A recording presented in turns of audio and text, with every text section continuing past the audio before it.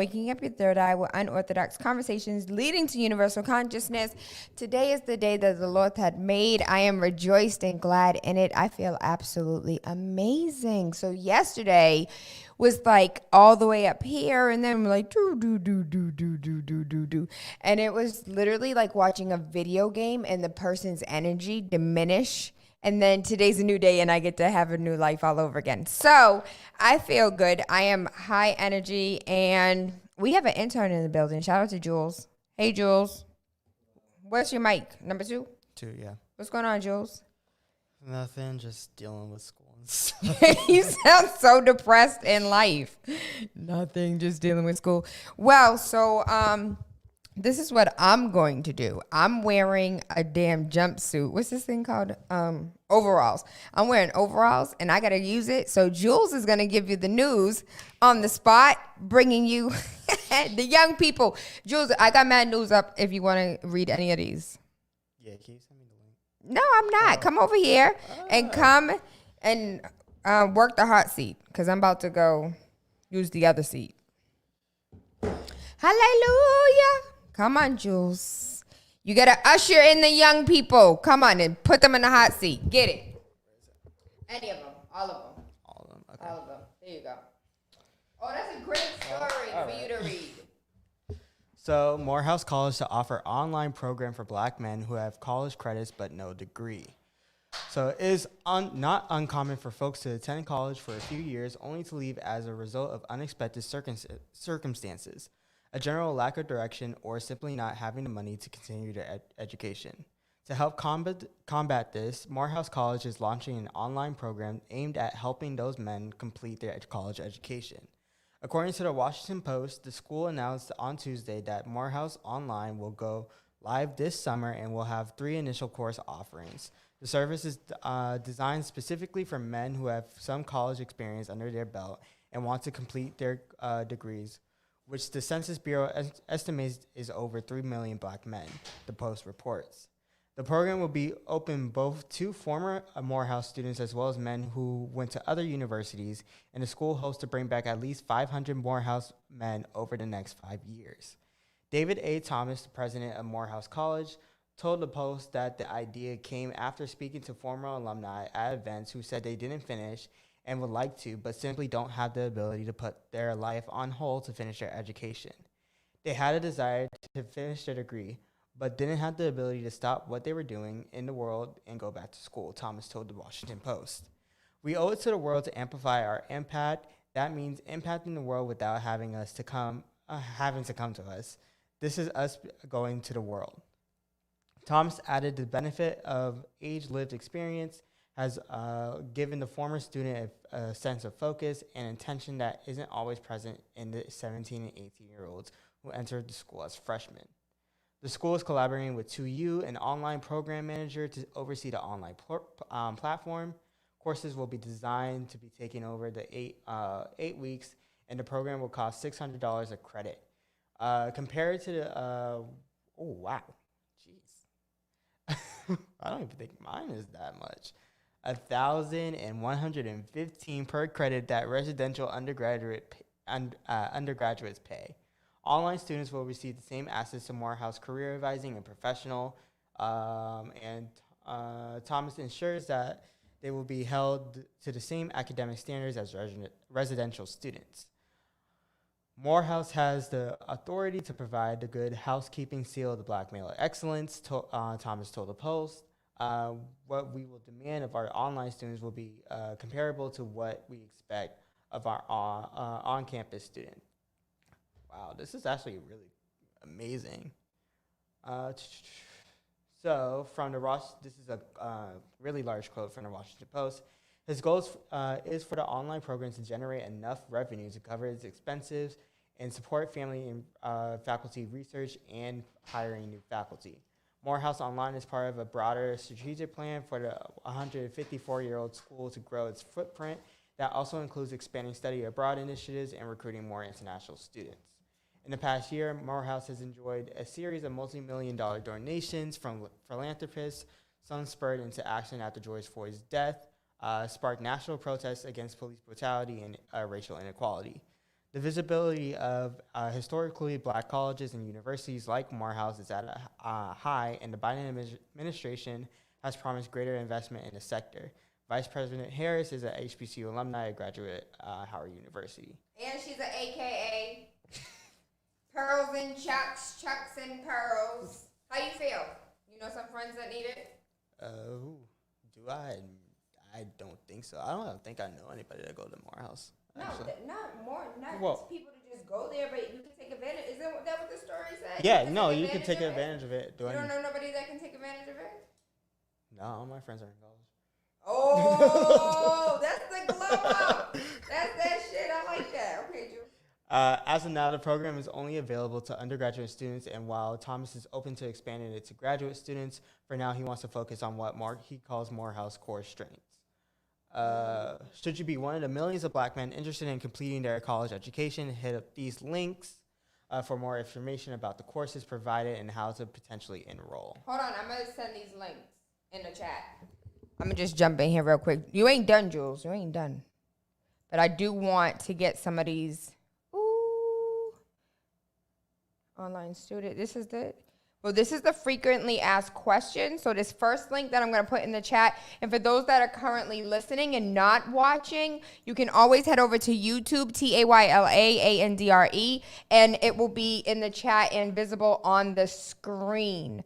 So that is morehouse.edu-online. And if you just go to morehouse.edu-online, like that should get you started, though this link particular on the screen is for the FAQs.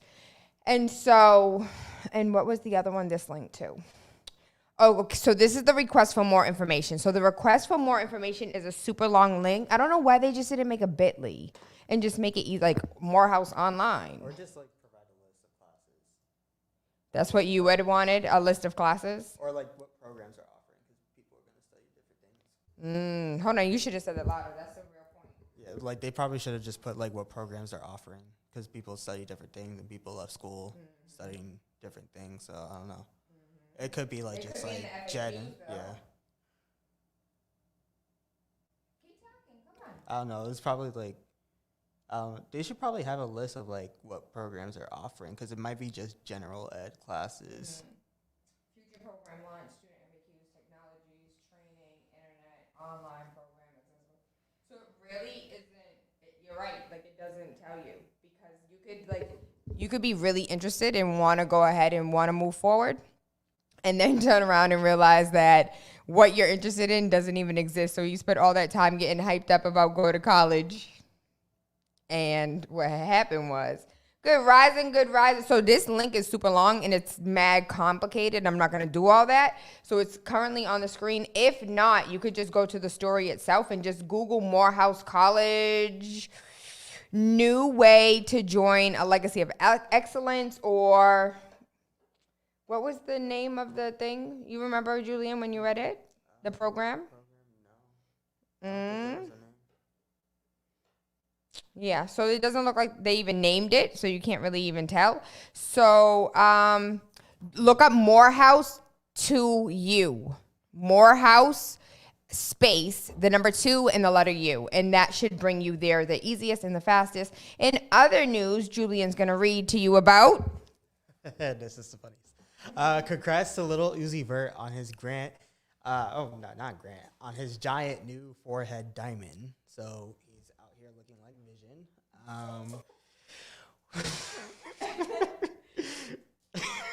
I wish y'all could see this.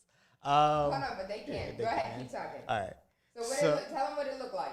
So it's literally like I won't stay alive, yeah. My bitch, she so thick, but she look Asian from a tribe, yeah. Tattoos on my face, but still got a job, I think got too rich, I don't want bitch, I just drive. Listen, I got different kinds, I got different bitches, butter peeking on the side, yeah. Christian Dior on my super Gucci on my top. Hold on, I'm about to show you this for those that are watching. So his entire, his third eye, it's in his third eye, for real. But it's $24 million in your third eye. His dreams are probably crazy right now. Y'all ain't even thinking on his level. Y'all ain't even thinking like him. I'm talking trash. I don't know what's going on in that man's mind. But it's all over social media. I'm gonna see if I could share it with you, though. Look at it. Look at it. $24 million. Does it say what kind it is? It doesn't even say what is the, it just says, yeah, a giant diamond. But it looks like, that does not look white. Maybe it's a pink diamond. It could be a pink diamond. But it's gorgeous, though. He said, beauty is pain. No, that is that was uncalled for. That was unnecessary. In other news, Julian's also going to update you on... After 412 years and 1,391 executions, Virginia poised to abolish death penalty as Senate passes historic bill. Okay. We're going to... So this is just a quote. We're going to look back 50 years from now, and that electric chair and lethal injection table, they're going to be sitting in a museum. And that was predicted by? Predicted by Senator Scott A. Surville. Yeah. I be butchering people's names, too. I don't know. And so right here. So Virginia has executed more people than any other state. The practice is fundamentally unequitable. It's inhumane. It's ineffective, and we know that in some cases, people on death row have been found innocent. So shout out to the ACLU of Virginia. Shout out to Senator say his name? Surville. Shout out to you, because somebody has some common sense. We've been talking about this ever since. So Trump has killed more people. Like under Trump's administration, the death penalty had been administered at like 3 times the rate of any other president. And so if you want to know the actual number, just go do your due diligence and Google it. But it's like 3 times the rate of any other president prior to him.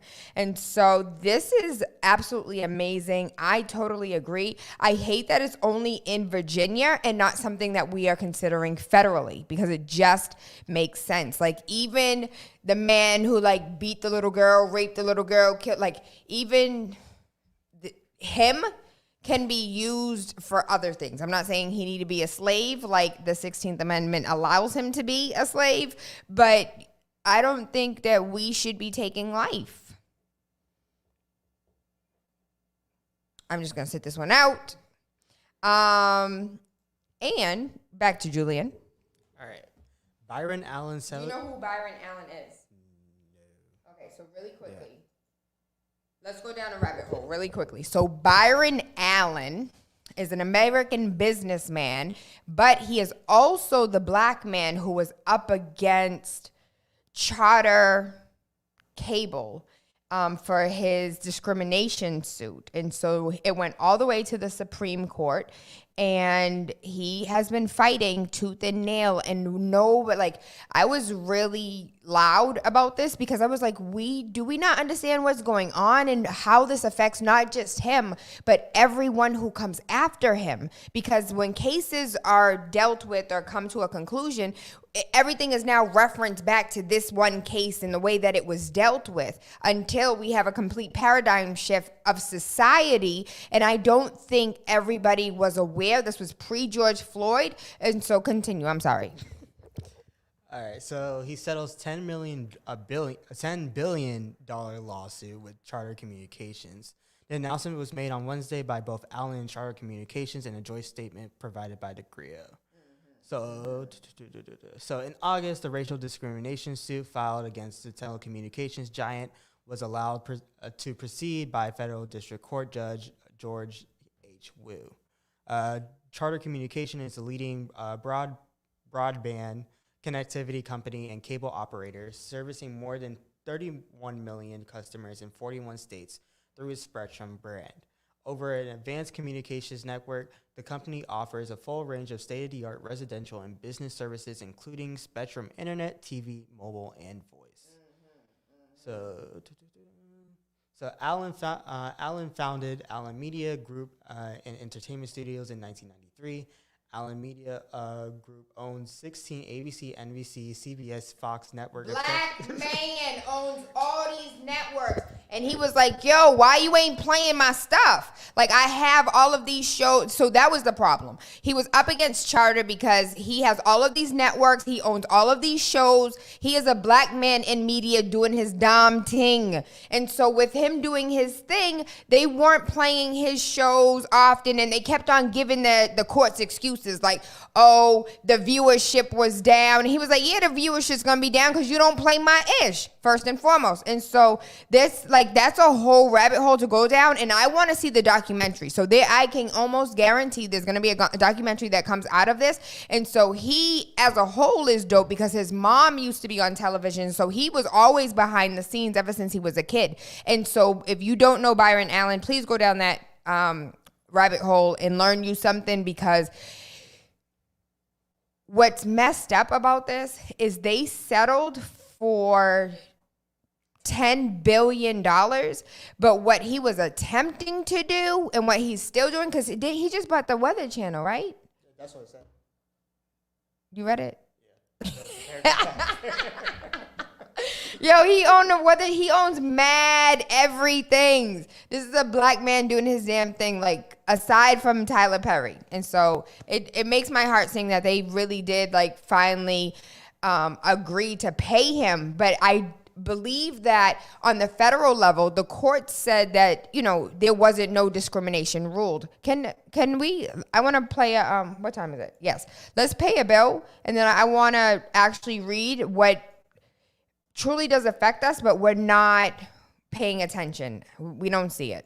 ASAP After School Arts Program is a remote learning incubator focused on amplifying the voices of impacted youth in the community ages 17 to 24. ASAP kicks off with a screenwriting workshop sponsored by Final Draft, the leading software for professional screenwriters and filmmakers all over the world. Each student will receive the free software for 1 year and access to film professionals who will visit the class this Black History Month. The workshop is facilitated by award-winning filmmaker Dominga Martin, a Roxbury native and alumni of Boston's Youth Outreach Program. Her work has been seen on BET, VH1, and TV1. The screenwriting series has 35 slots available. Register now. Slots are filling up fast. Must have a Mac or Windows computer and the internet. Available for one class per week for 1.5 hours and between the ages of 17 and 24. Orientation starts January 29th. For more information, email info@afterschoolartsprogram.com or visit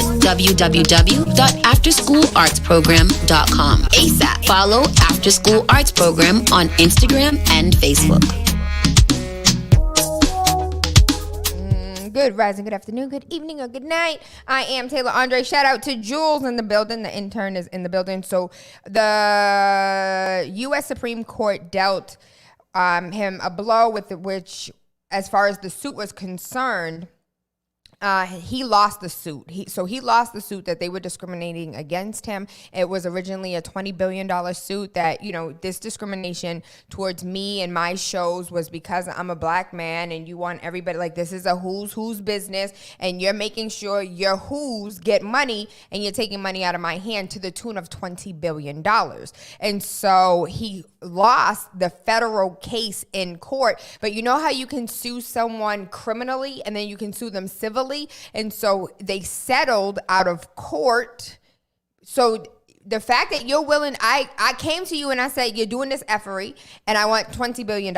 And you're like, no, take it to court. And the judge says, we're done up, and then you still pay me $10 billion. You know, like, there was some wrong done somewhere between the lines if you willing to pay and come out of pocket XYZ on some level. Because listen, if I'm not wrong, I'm not paying you.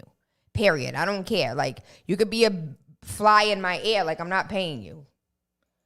I rebuke anything that the universe thinks that I just said, because that is not what I want in my life ever. No headaches, just peace. So go ahead. Black man accused of assaulting elderly white woman speaks out after wrongful incarceration. So Willie Shaw spent 6 years in prison for a crime he didn't commit, of course. In 2015, Willie Shaw was a nurse working at a long-term care facility in Mint Hill, North Carolina, With little to no evidence, Shaw was accused of sexually assaulting an elderly white woman who died. He was told to take a plea deal or face a murder charge. Shaw ultimately served 6 years behind bars for a crime he didn't commit and was finally exonerated on January 19, 2021 because of the work of Duke's Law Wrongful Conviction Clinic. In his first long-form interview since being released, the 48-year-old father spoke on Sirius XM Urban Views, the Clay Kane Show, about his horrible ordeal in the North Carolina criminal justice system. Mm-hmm. According to published reports, the state alleged Shaw... read what he said. I honestly felt like I was living a nightmare. When I was in the courtroom, the first thing I said was, this stuff happens on TV. This is something that somebody would put on TV. I couldn't believe, even after I got in prison, I still couldn't believe that this was actually happening, because there's no way you just convict me of a crime with no evidence. Going back to the murder, the death penalty in Virginia. According to published reports, the state alleged Shaw, a certified nursing assistant, assaulted the resident approximately 2:45 p.m. when Shaw provided her intimate care during her shower. But medical experts concluded that the injury happened 30 to basically 2 hours before 10 p.m. when the patient was found bleeding in her bed.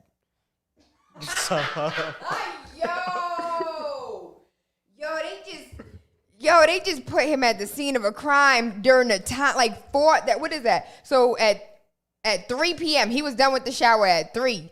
2 hours before 10 p.m., 5 hours? 5 hours. A 5-hour difference. He wasn't even at work no more. He got off at 3. No, I'm not making no jokes as far as the elderly woman being killed. But in May of 2015, the unidentified elderly woman who reportedly suffered from dementia was vomiting and had gastrointestinal bleeding. She was found by Shaw at 10:20 p.m. The security cameras show that Shaw was going into her room and then immediately coming out to report the resident's bleeding, according to Duke's wrongful conviction clinic. And within days, Shaw was arrested and charged with first-degree sex offense. This, despite Shaw's job vouching for him. Imagine your job being like, no, it wasn't him. And they're like, yes, it was. It was. And now you just spent all these years behind bars. What do we say? I want $1 million for every minute I could have been outside doing something with my life. $1 million for every day. 365 times 6. That's how many. I want $10 billion, like Byron Allen. But I digress. I'm sorry. Go ahead, Jules. Most U.S. managers not fully prepared to talk about race. About 4 in 10 U.S. managers, 42%, strongly agree that they are prepared to have meaningful conversations about race and inequality with their teams, which means the majority feel less than fully prepared. Let's pause there.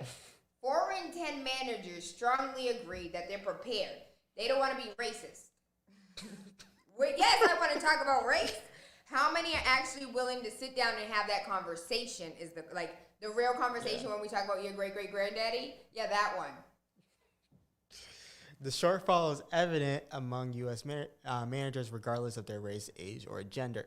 However, according to the Gallup panel study of managers, those who strongly agree that their organization is committed to improving racial justice and equality in the workplace are more than 3 times as likely to express preparedness for these conversations as managers who do not strongly agree that their organization is committed to improving racial justice, which is 21%.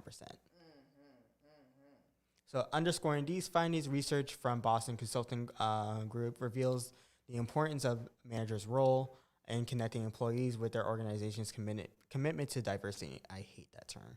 Sorry. Yes, you better say it. It's such a Band-Aid. Oh, tell them why it's a Band-Aid. Okay. I don't know if I can talk about this. Talk about it. So we're hiring a new, because I think I told you about this when I was first here about Mr. Mason. Mm-hmm. So he got promoted, but the way he got promoted was weird. So we had to find a replacement for his old seat, and so. And this is the man that have all the resources, right? Yeah. Okay. So, like, basically his job is, like, black student recruitment. But technically the name of the position is, like, diversity and inclusion, which means basically anyone can apply. And we're not supposed to, like, exclude anyone, even though we're looking for a specific person. Julian sound like landlords in Boston not looking for Section 8 tenants. That's exactly what it sounded like. That sounded a little illegal, but go ahead. So we've been just getting like a lot of applicants that just like are not what we're looking for at all, or they don't know the job. Aw, Jules, I'm sorry for you. Nah, that's okay. What else? This one. Oh, damn it. Hold on. There you go. Okay. Chemists create and capture Einsteinium? Einsteinium? The elusive 99th element.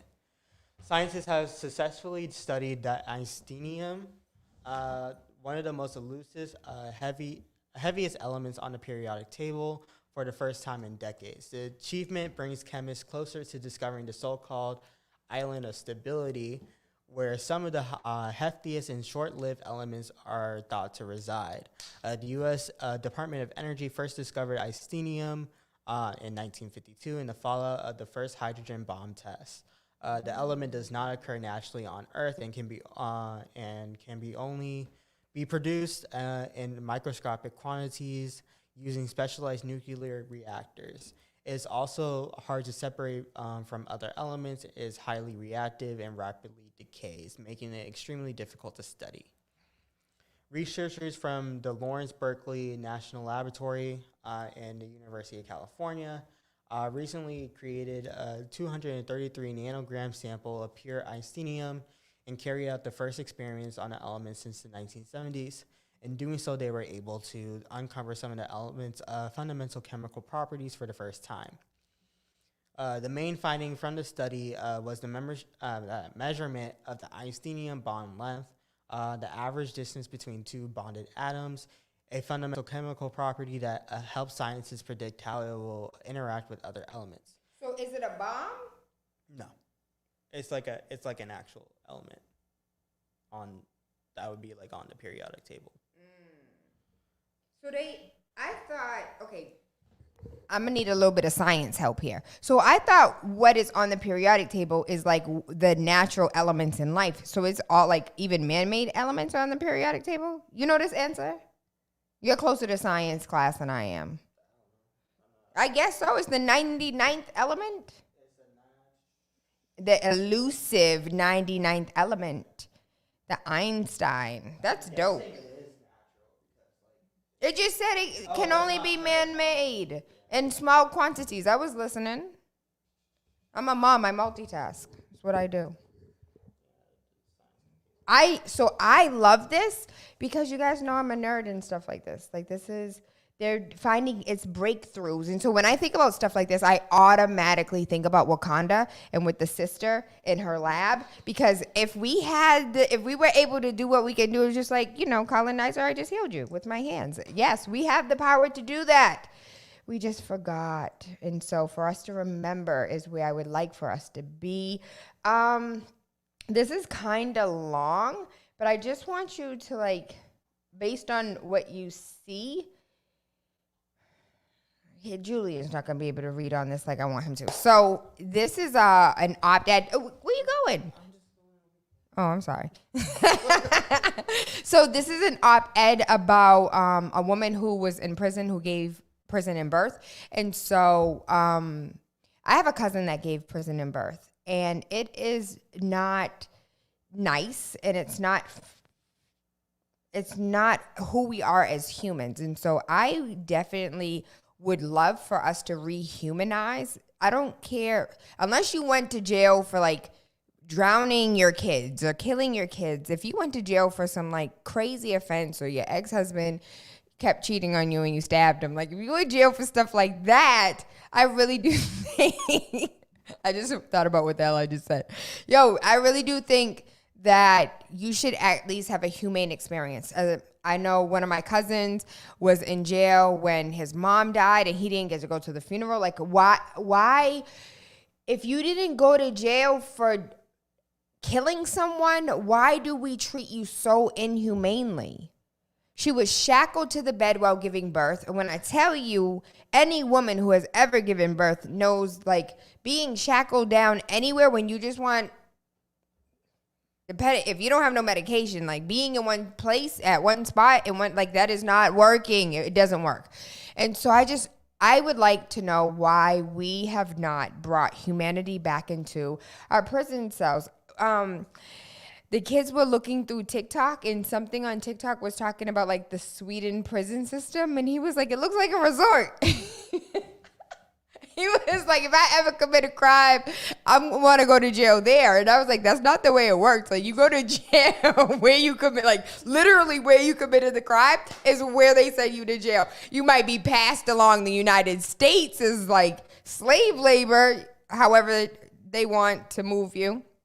That reminds me of, there's a community member who's writing a book about the state maximum prisons that have political prisoners, that have the, ones that did all types of tax evasion in the form of, drugs, alcohol, crime, mobbing. And so that was actually a really dope conversation that I can't wait for the book to be released so you guys can read it. But coming back to this op-ed about the woman who gave birth while in prison, I think we have, if we're coming to the realization that, oh my God, we can't just kill people in Virginia, I think we need to come to the realization that giving birth while in prison, not being able to be with the child's father, not to be able to be with the father. So with Asaria's birth, her daddy was not in the room, but my daddy was, and I had a C-section, and I could not imagine not being able to have my daddy there, or just like support, period, like somebody to go through that process with you. And so I just wanted to bring it back as far as humanity is concerned, since we want to forget about humanity as a real thing. But speaking in other news about, what's the thing called? Prisons. Come back, Julian. So ICE has began detaining women at one of the nation's deadliest facilities. So notorious for lethal medical neglect, Stewart Detention Center has turned particularly deadly amid the COVID pandemic. So a Georgia detention center with the second highest COVID-19 rate in the nation recently expanded population of immigrants it detains to include women. In a statement to the PRISM, Immigrant and Customs Enforcement confirmed that as of January 27th, the Stewart Detention Center in Lumpkin, Georgia, detains 11 women. This is an increase from December when the Atlanta Journal-Constitution reported that Stewart had 2 women in custody. ICE said that its plans to detain women at Stewart for the foreseeable future. This is the first time the facility has detained women since at least 2008. Advocates are concerned about the federal immigration agency's decision to transfer women during a pandemic, especially to Stewart, which is notorious for abuse, medical neglect, and in-custody deaths. In July, Gabby DeVal and Jose Oliveras reported for the Intercept that medically vulnerable immigrants detained at Stewart were subject to excessive force by guards, including incidents in which guards removed disabled immigrants from wheelchairs and hurled them onto the floor. Okay, wow. This reminds me of I think a documentary I read. Why would I read a documentary? Sorry. A documentary I saw. I think it was last semester. It's kind of similar to this. It's about or maybe I read something about it. It's like about illegal hysterectomies in prisons, and I think I read an article about hysterectomies in ICE in particular. Really? Yeah. They don't want us to procreate because of the birth girth. They don't want us to be more than them. That's what it is. Yo, you know what that also reminds me of? What? I forgot. Keep going. Oh, I just want to remind everyone that Flint still doesn't have clean water. Just in case you forgot. For more than a decade, women in ICE custody have sounded the alarm about delays in medical treatment and testing in cases where their lives could be at risk. The shackling of pregnant people and failure to provide even the most basic and routine care, all in violations of ICE's own standards for detaining women. The federal immigration agency's move to detain women at Stewart means that Core Civic would have to expand its healthcare services to include sexual and reproductive health care, for example, and possibly prenatal care. A spokesperson for ICE told prison that Stewart is equipped and prepared to detain females and will continue to coordinate female medical care with ICE Health Service Corps as they do all medical care. But as of today, Shashashani, the legal advocacy director at the organization Project South, said the facility has proven itself to be incapable of providing proper medical care. In 2009, the attorney represented the family of Roberto Medina Martinez, a 39-year-old immigrant who died of a treatable heart infection while detained at Stewart.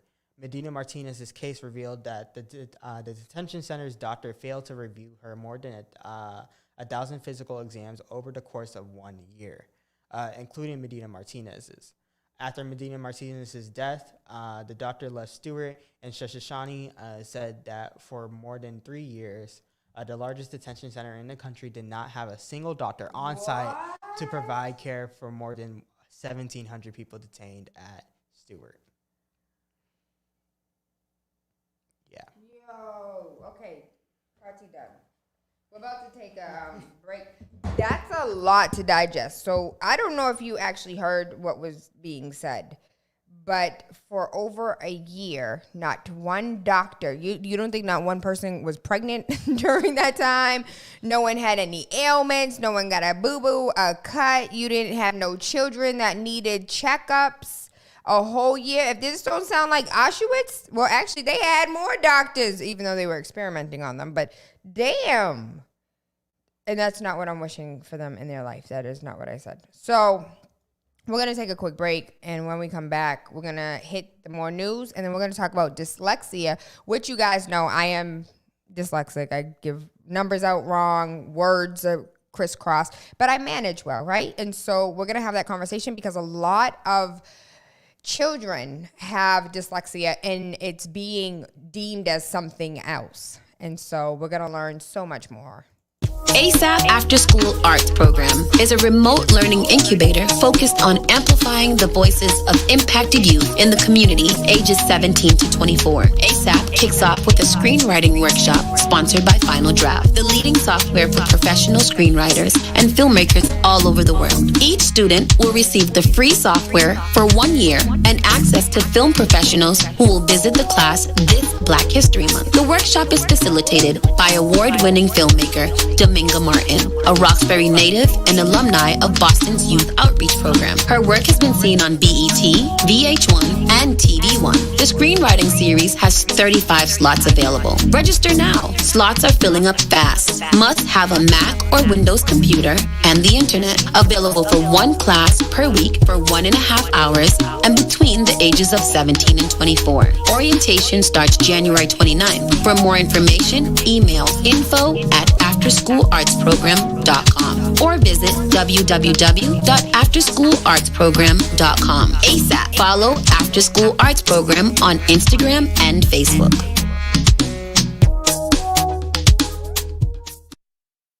Good rising, good afternoon, good evening, or good night. I am Tayla Andre. Waking up with Tayla Andre has absolutely nothing to do with the time of day we link up, but about waking up your third eye with unorthodox conversations leading to universal consciousness. I am happy to announce that Crunchyroll announces new Afro-futuristic anime-inspired series produced by Idris Elba and Sabrina Elba. And so I love me some Sabria. She be in all his videos and you don't even see because she be in the background. I love, like, for a man to be so proud and to bring you everywhere and for you to have, like, cameos everywhere he go. That's so dope. I love it. And so they have been working on Dante. What is that? Dante?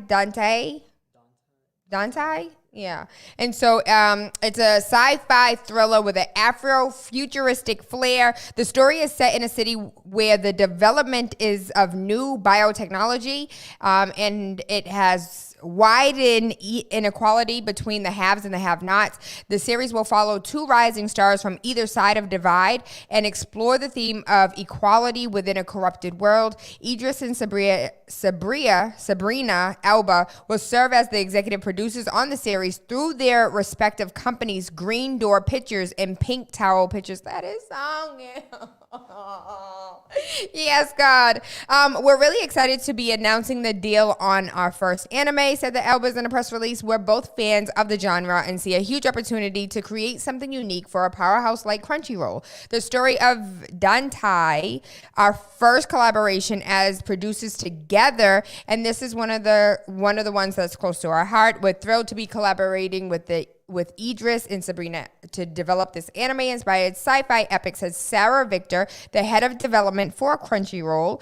It's a privilege to work with such talented, creative partners, and we look forward to bringing this exciting project to life. Hallelujah! So, that is so cute. Oh, green towel, pink towel. Aw. I love it. And so, in other news, go ahead. Amazon's next CEO says he's committed to making video games. Okay. An anonymous reader quotes from Bloomberg. One day before he was named the next chief executive officer of Amazon.com, Andy Jassy reaffirmed his commitment to making video games while acknowledging the stark challenges the team has faced, according to an email to staff reviewed by Bloomberg. Jassy expressed support for Mike Frazzini, the head of Amazon Game Studios, and the subject of a Bloomberg profile last week, examining the troubles the company has faced in gaming. The story was based on interviews with more than 30 current or former Amazon employees. Both executives sent emails to their staff this week referencing the article, saying the accounts were exaggerated, but recognizing that they had made mistakes. Some businesses take off in the first year, and others take many years, wrote Jassy, currently the head of Amazon's cloud computing division and Frazzini's boss. Though we haven't consistently succeeded yet in AGS, I believe we will if we hang in there. Being successful right away is obviously less stressful, but when it takes longer, it's often sweeter, Jassy wrote in an email Monday. I believe this team will get there if we stay focused on what matters most. The pledge for support from Jassy takes on added importance now that Amazon has said he will succeed Jeff Bezos as CEO this summer. The company's entry into video game creation in 2012 was originally ordered by Bezos, 3 people who worked with the founders have said. Since then, what does all this mean, Julian?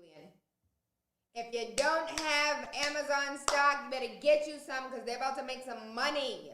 I don't care how high the stock is now, when it goes on sale or when it decreases 5%, 8%, 12%, get you some stock. Since then, Amazon has spent billions of dollars, released 2 big budget games, both of which flopped. And you know that? No, that's what it says.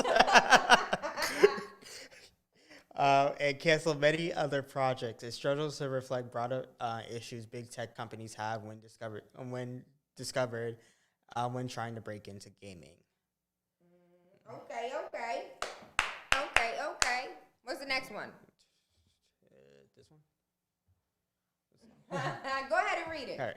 Puberty blockers help trans teens feel happier and healthier, says new study. Research on trans youth between the ages of 12 to 15 concluded that patients reported mostly positive life changes while on puberty blockers for gender dysphoria. So Pause. I want to jump in and give my personal. Okay. So this is for me. I am not gendered. What is this? Like phobia. I have not phobia of anything. I like humans. Humans are my thing. And so first and foremost, if I give a woman on menopause a pill to stop her from being on menopause, what the hell do you think she gonna say?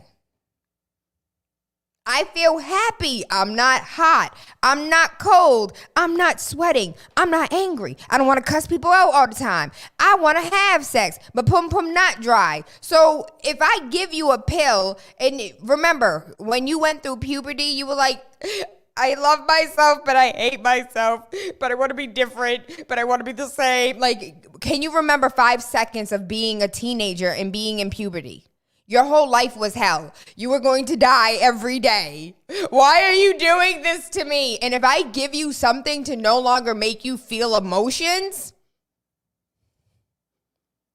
of course you're going to be happy. That's why I wanted to read the damn story. It has nothing to do with the kids who don't know who they are, what they are. You confused in high school anyways.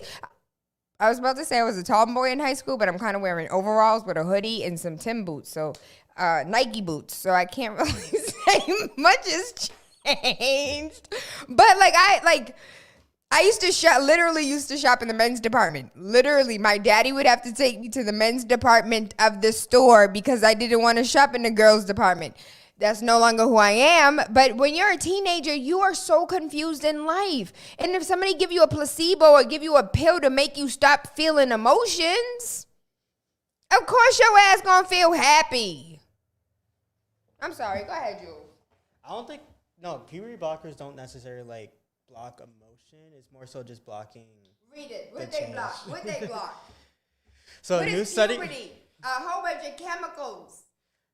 So a new study in the United Kingdom has concluded that puberty blockers have a beneficial impacts on the happiness and overall well-being of transgender youth.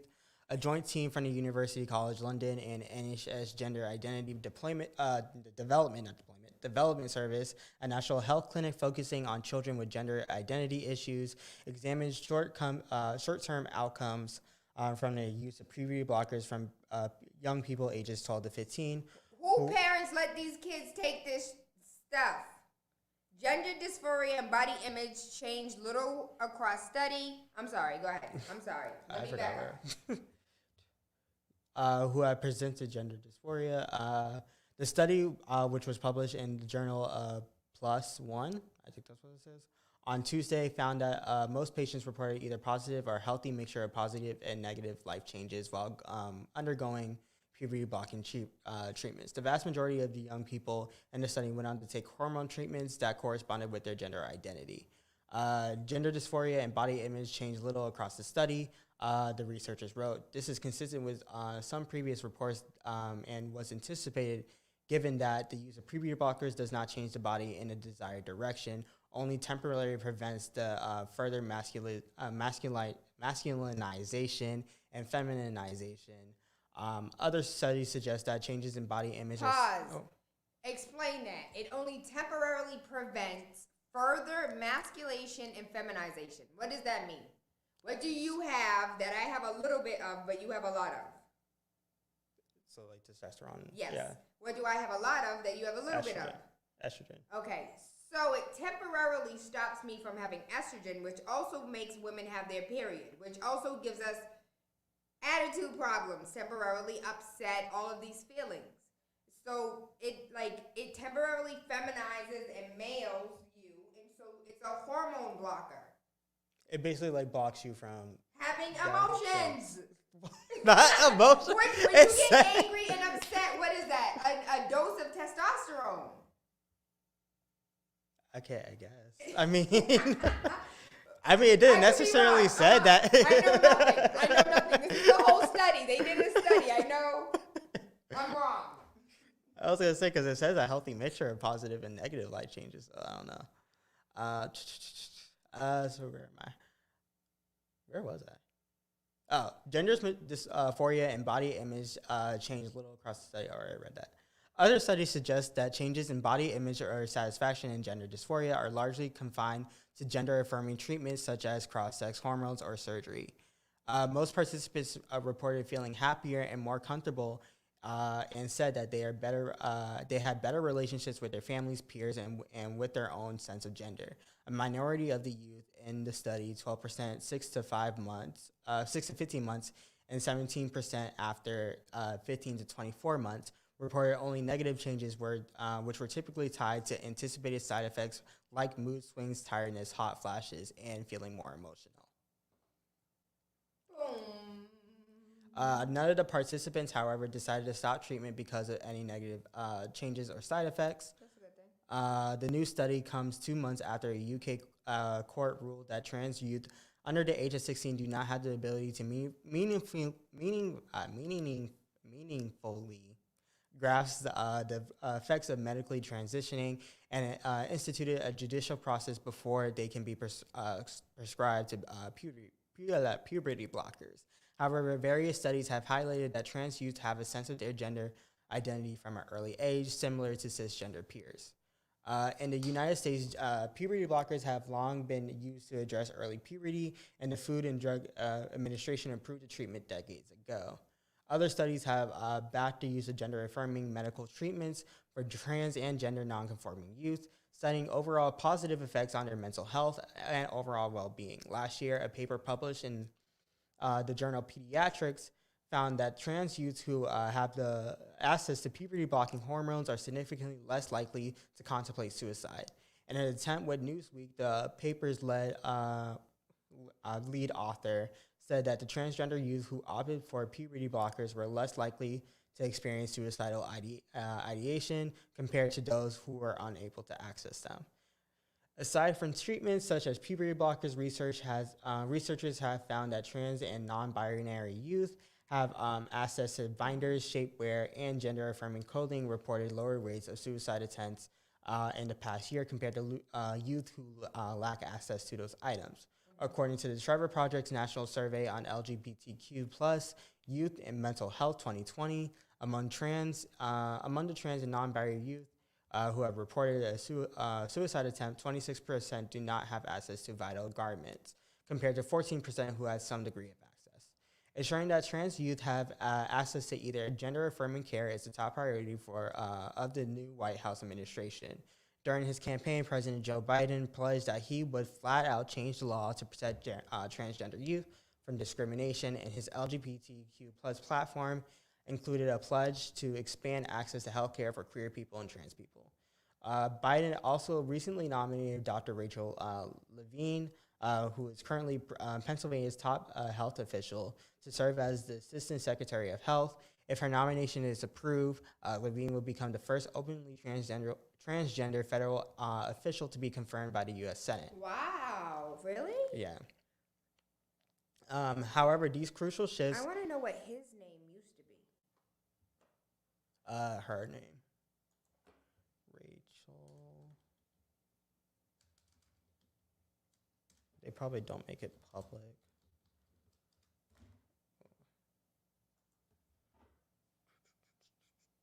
Rachel Levine.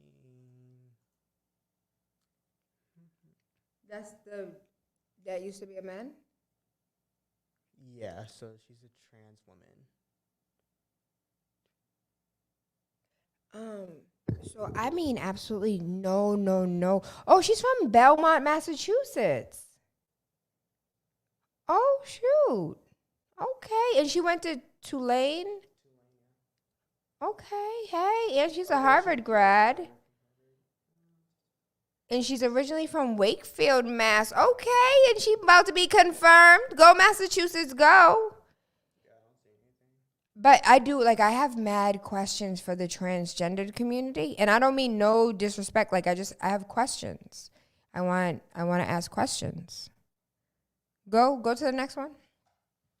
Because West Indians don't want to hear nothing about the Batty Boy type thing. They don't want nothing about that.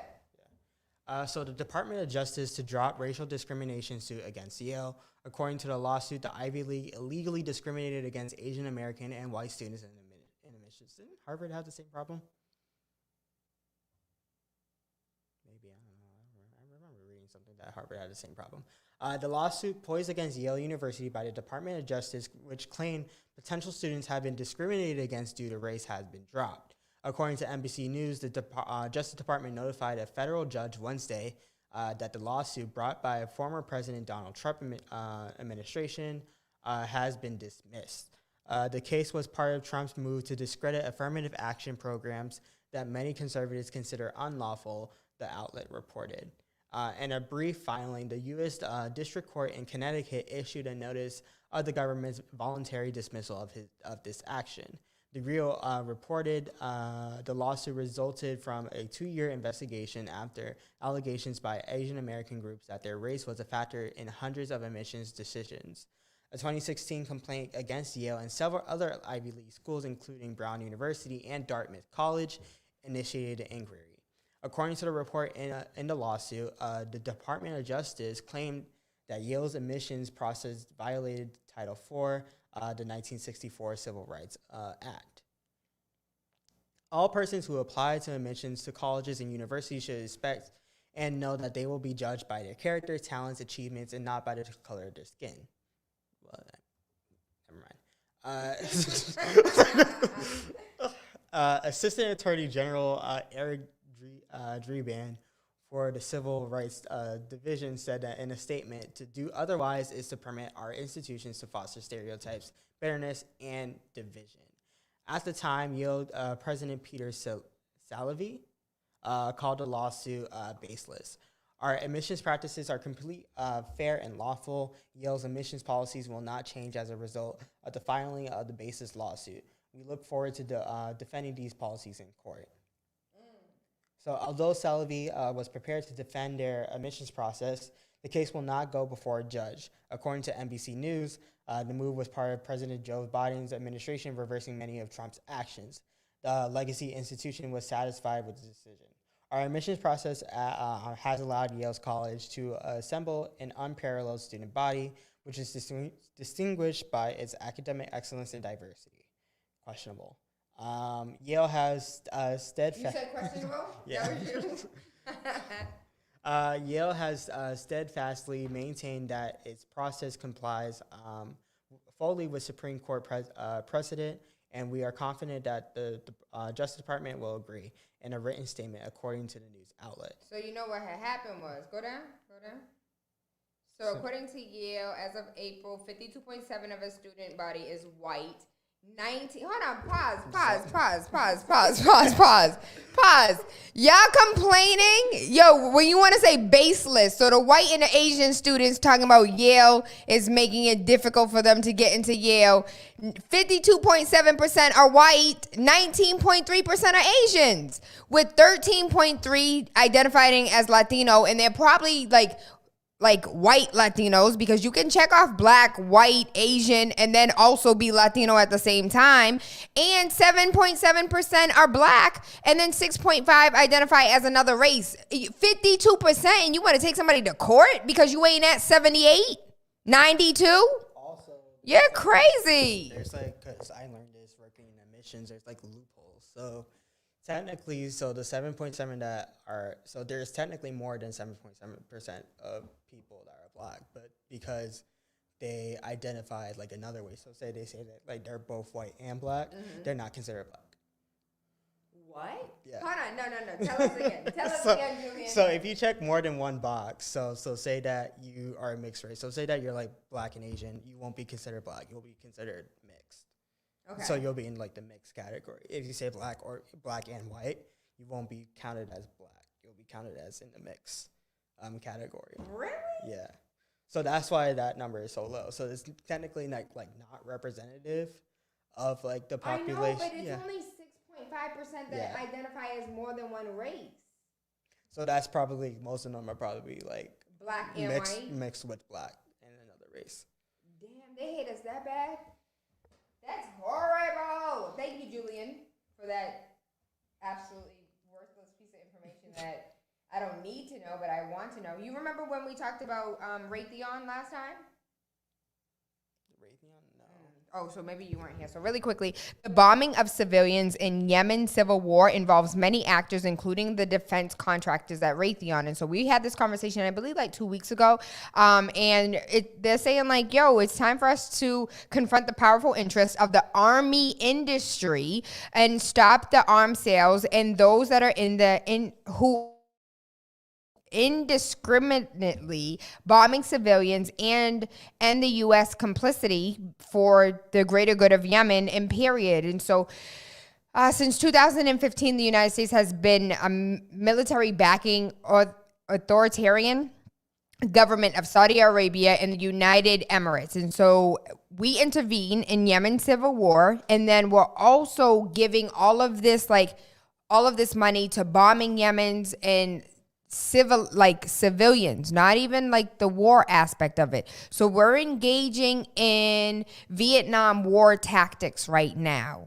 And I want us to be clear about what it is that we're engaging in as a country, because if we know something and we're silent, we are complacent. Like what is it when you co-conspire? Like it's not to say like you're in it co-conspiring, but damn, you know something about it and you're not like, yo, hold my elected official accountable, send a little email, send a little Twitter, call a little phone call, leave a little message. Like, I'm not okay with this. Can you please look into this?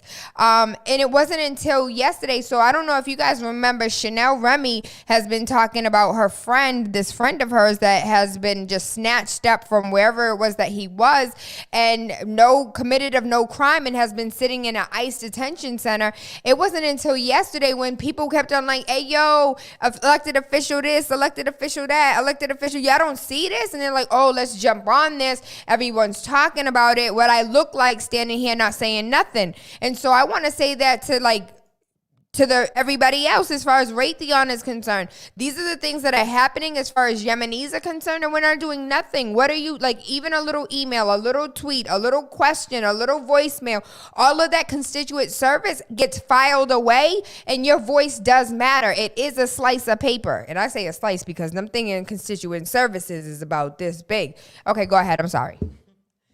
In honor of Black History Month, Canada should end its support of authoritarianism in Haiti. ICN! Canadian officials have barely criticized any of Moise's authoritarian measures. On the contrary, Tayla has backed Moise at almost every turn. So a meaningful way to honor Black History Month is questioning Canada's role in a country's born and struggle to make Black Lives Matter. In Haiti today, Ottawa. Yeah, I know that's the city. Ottawa is supporting a government that is reviving the specter of the infamous Papa Doc and baby dog Duvalier dictatorship.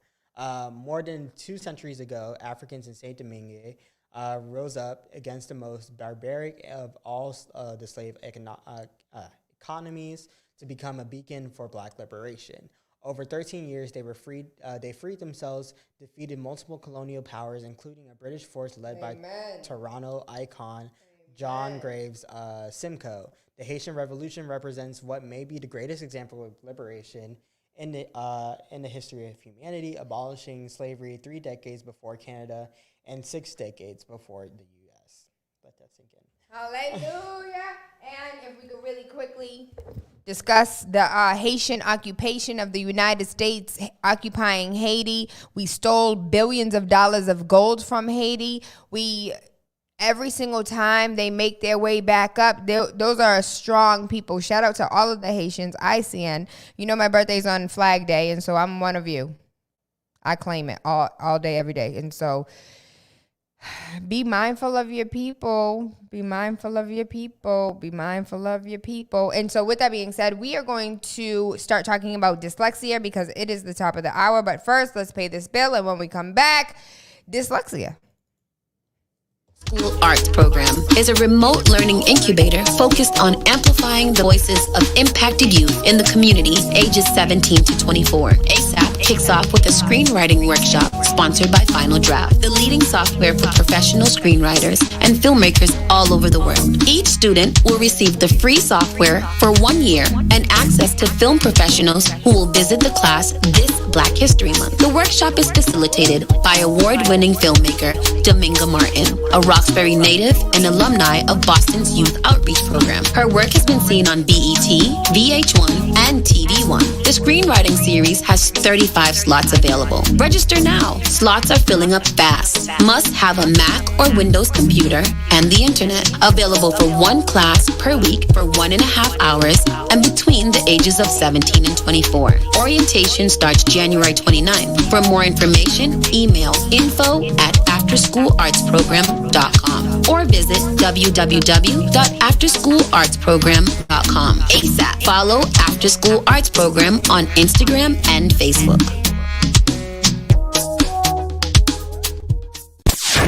Let's start with the big question.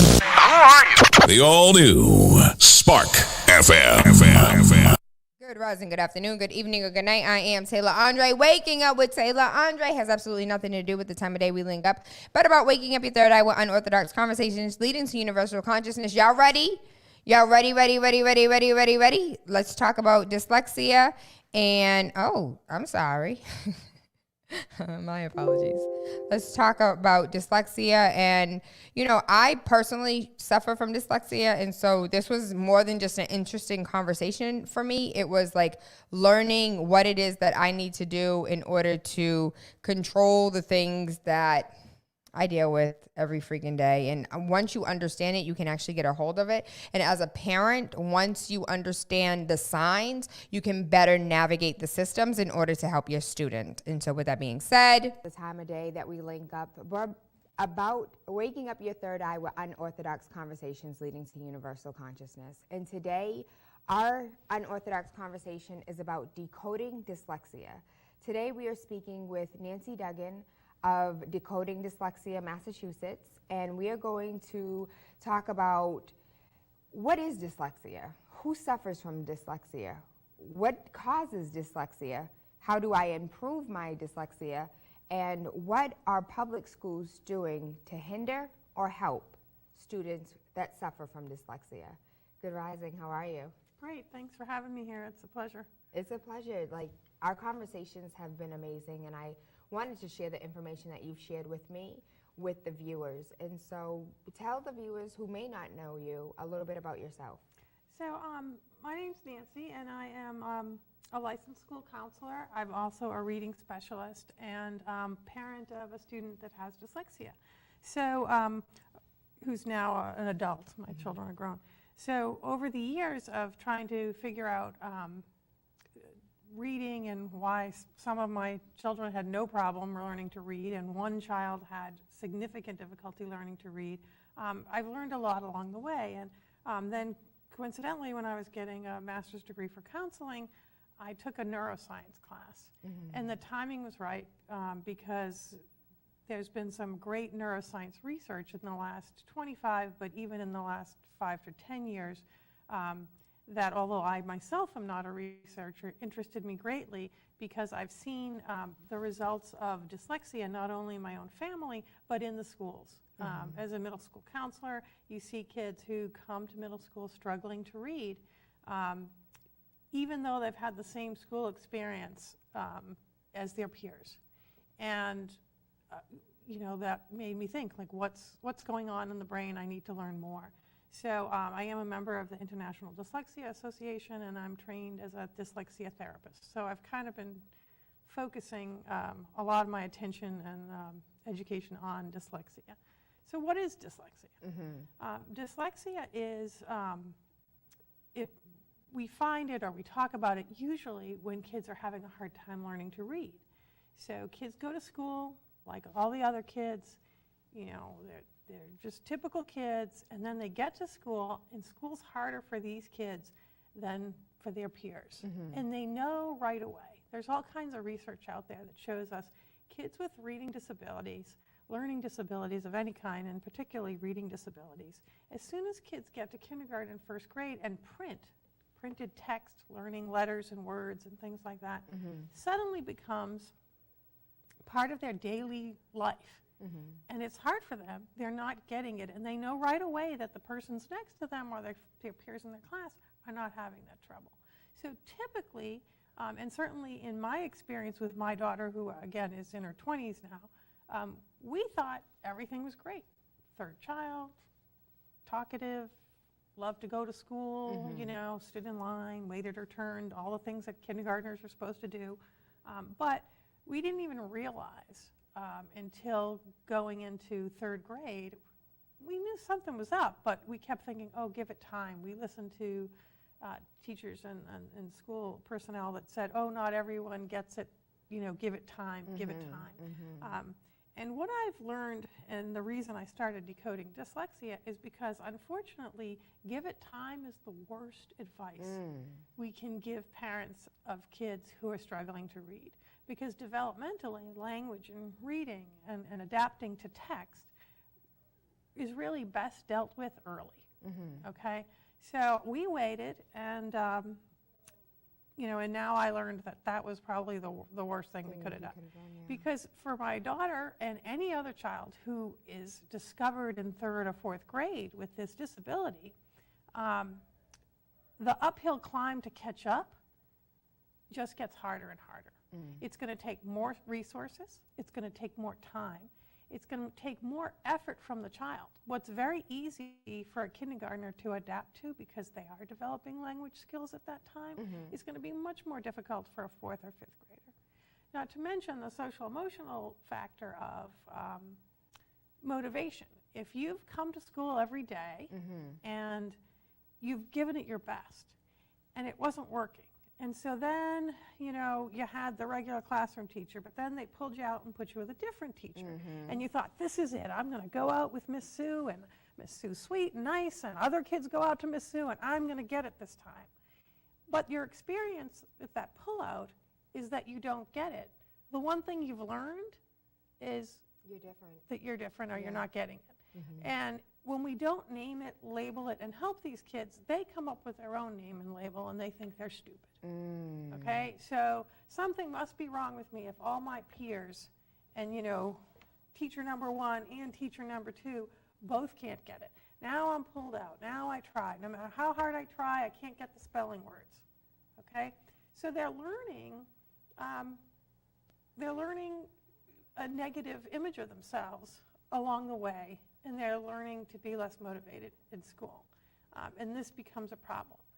So not only are they not accessing the curriculum the way their peers are, but they're also getting this message that no matter how hard I try, it doesn't work for me. It's still not good enough. Let's say, for instance, like someone's watching right now and they're just like, well, that sounds like my experience in school.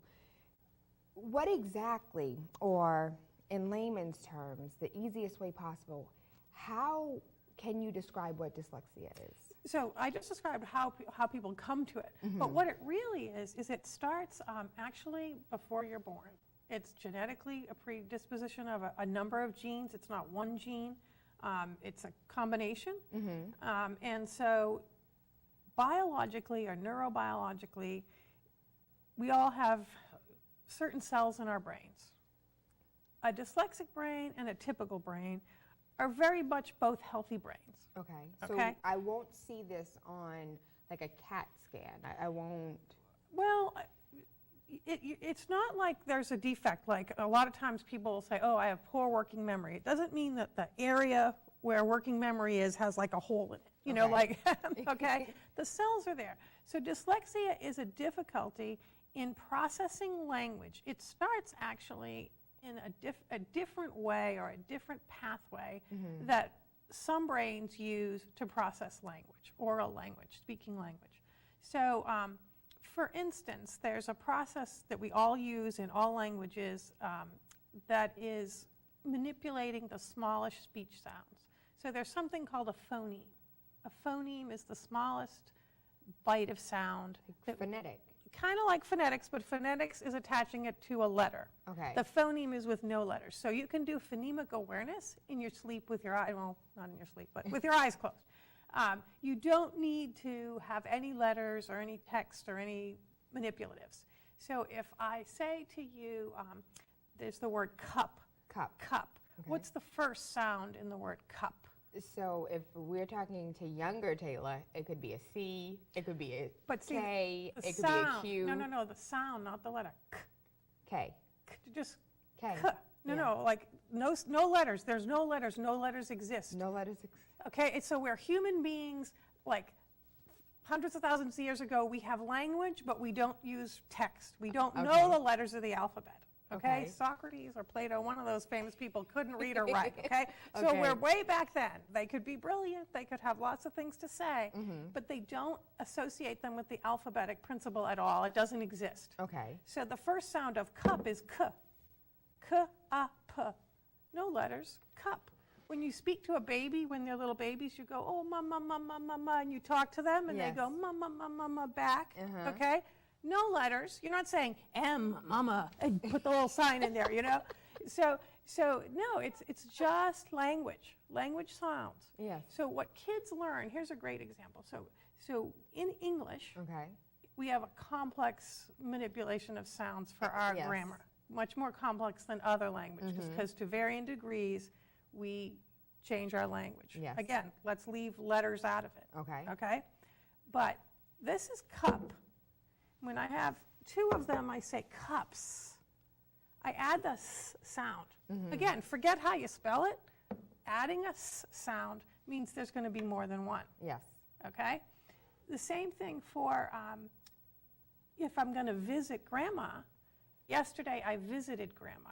I put an ed after certain for tenses. Again, forget spelling of it, just we know that's what we do.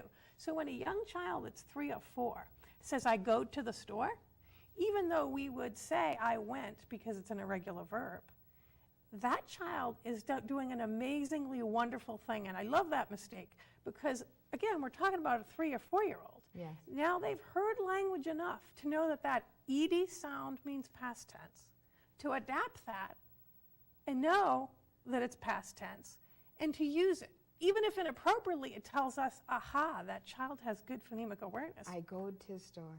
Okay? So it's a wonderful example of a little kid's mistake that tells us that that child knows how to manipulate the sounds of language. Again, forget letters, forget writing. We're not there. Okay. Okay? Kids' ability to manipulate sound, to hear those differences, and it can be simple like the first letter, the first sound of a word like cup, or it can be a little more complex. What's the middle sound of cat? It's an ah. So sometimes hearing the middle sound is harder for kids. Okay? So there's all kinds of preschool games that kids play with sounds and whatnot, those rhyming games, you know, when kids do like this kind of stuff. All that kind of rhyming, just the manipulating of sounds and hearing the differences and hearing the similarities. That process is called phonological processing. Say that again? Phonological processing. Phonological processing. Right. Okay. So there's lots of things in our brain that help us do that. Okay. Okay? That's just language. So you can have a problem in that language. You could have a little bit slower phonological processing. You have networks in your brain. Again, people are born with brain cells that are completely healthy. They say mama, mama. Some kids might have speech delay, like maybe slower to speak. Not every person with dyslexia will have that issue, but there's a lot of these processes that come together. And that's sort of one set of brain circuitry that we need for reading, because we need it for language. So anything we need for language, we're going to need for reading, because reading is language and text. Okay? Reading, there's a guy named Stanislaw Dehaene, and then there's another one, Mark Seidenberg. These are two great books. One is, I think, Reading in the Brain, and the other one is Language at the Speed of Sight. I think I should have brought the little cheat sheet, but anyway, there's a lot of neuroscience that tells us, this is not like me coming up with this, but there's a lot of neuroscience that tells us that reading is such a cool phenomenon because reading is tricking your eyes to see something on the page. Maybe it's a C, an A, and a T, cat, and hearing sound, cat. Actually, we'll use cup because we got our little cup here. So if I have the letter C, the letter U, and the letter P, my eyes have to see each one of those letters, connect them with the sound, up, blend them together, recall what a cup is, okay, and speak it. That's a lot of like little image, electricity shooting through your brain. Like here's the message that says that's cup. Okay, so reading is tricking our eyes to see sound. So reading is tricking our eyes to see sound. From the letters, right. And dyslexia is trouble doing that. That's more than I understood, but I'm piecing it together. When we come right back, we're going to continue this conversation with Nancy Duggan, Decoding Dyslexia, and having a better understanding of what it is and how parents can assist their children in coping, because it's not really something that can be solved. Oh, kids can learn to read. You can have dyslexia and become a good reader, but you need to recognize it and you need to help them the right way. Well, we are going to help you recognize whether or not your child suffers from dyslexia. Here is a quick PSA and we'll be right back.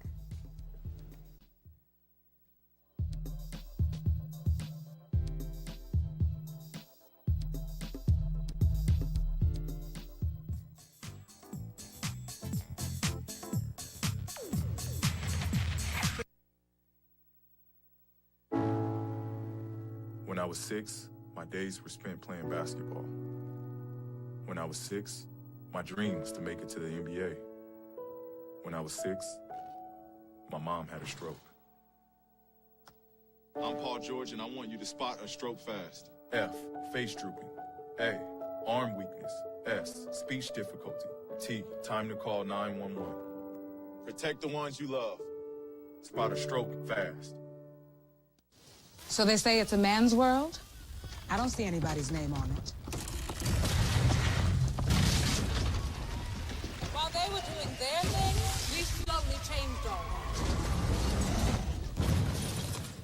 Today, women can do anything men can do. And there's one thing we're even better at.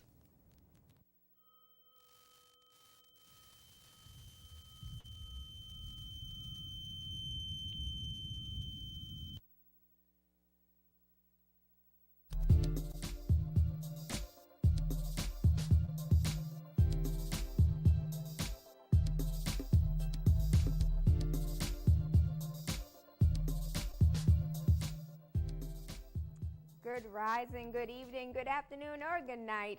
I am Tayla Andre, and we are back with Waking Up with Tayla Andre with Nancy Duggan of Decoding Dyslexia. So in the first half, we learned the neuroscience and the science behind dyslexia. So we're going to try and break it down a little bit more for those who didn't quite understand.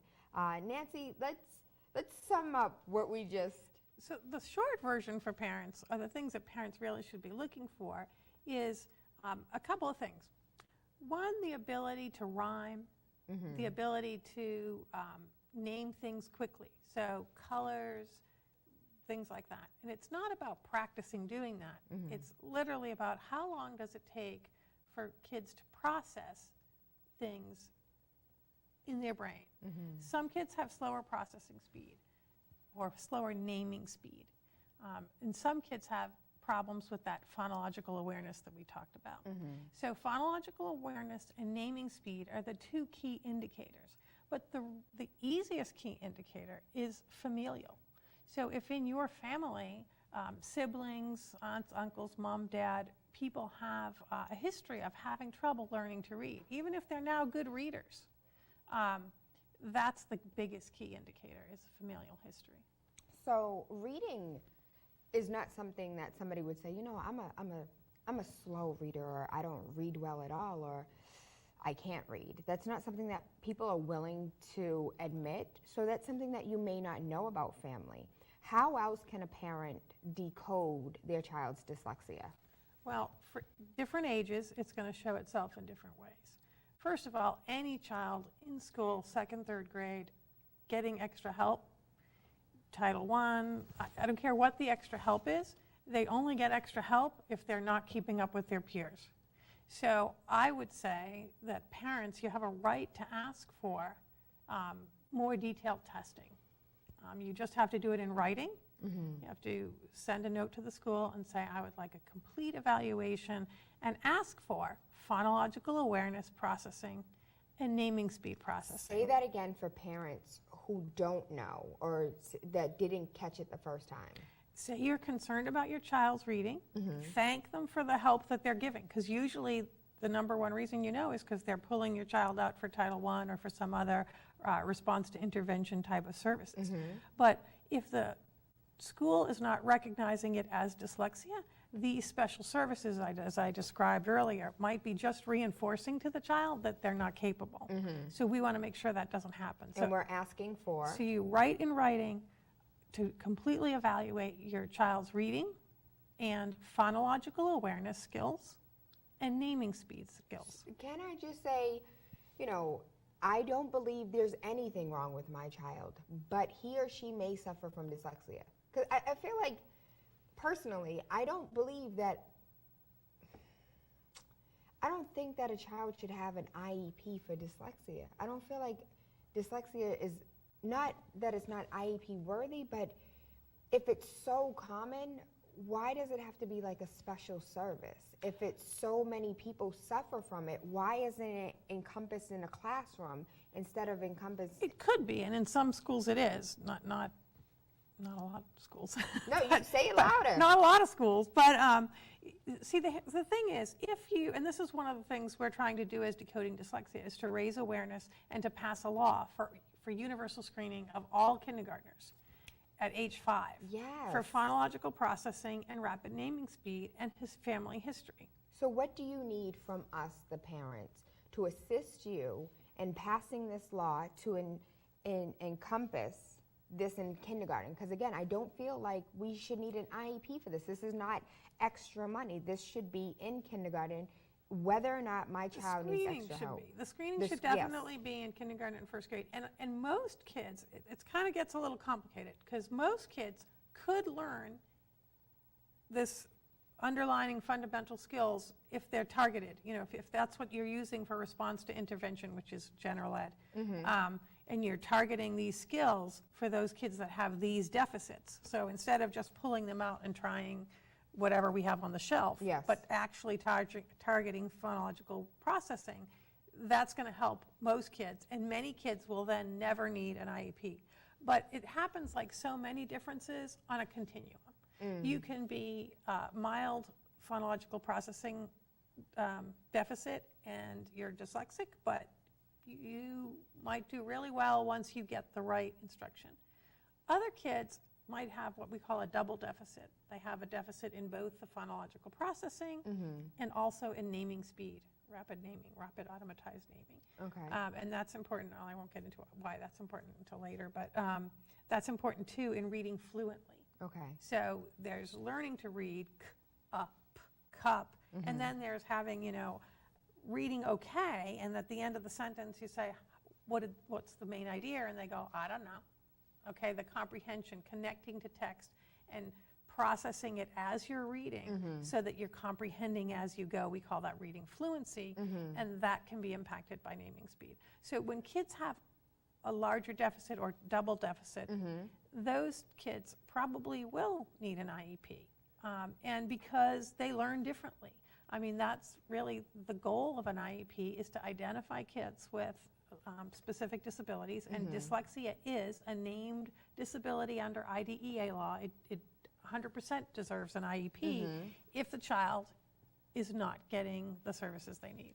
So how many people suffer in the United States suffer from dyslexia? But you also said that you are a member of the international. Well, there's the International Dyslexia Association, because people have been studying dyslexia since long before me. Like in the 1920s, there was Anna Gillingham and Samuel Orton, and they started this society, and there's this group of people that understand how to teach kids with dyslexia, and they have knowledge and practice standards, and they're very, very helpful. International Dyslexia Association has a branch in Massachusetts, and they run conferences, and you can get good tutoring from someone certified through them. So that's one thing. Decoding Dyslexia has a national network. Decoding Dyslexia has a group like ours in every state and 4 Canadian provinces. It's a completely grassroots group because parents and professionals were frustrated at the inability of schools in some places to even use the word dyslexia. In fact, in Massachusetts, it's been the experience of most of our members that the school will not even say the word dyslexia, even though it's listed under IDEA law in the federal government. Why is that? That's a very good question. That's why we have, in fact, I have my little thing here. We have like 4 bills in Massachusetts that are up in the legislature now, H330, H2872, Senate Bill 313, and Senate Bill 294. And basically, one of the things is for the state to acknowledge the scientific definition of dyslexia. Pause. I'm sorry. I'm so sorry. Did you say that one of the bills is for the state to acknowledge what science has already proven? Yep.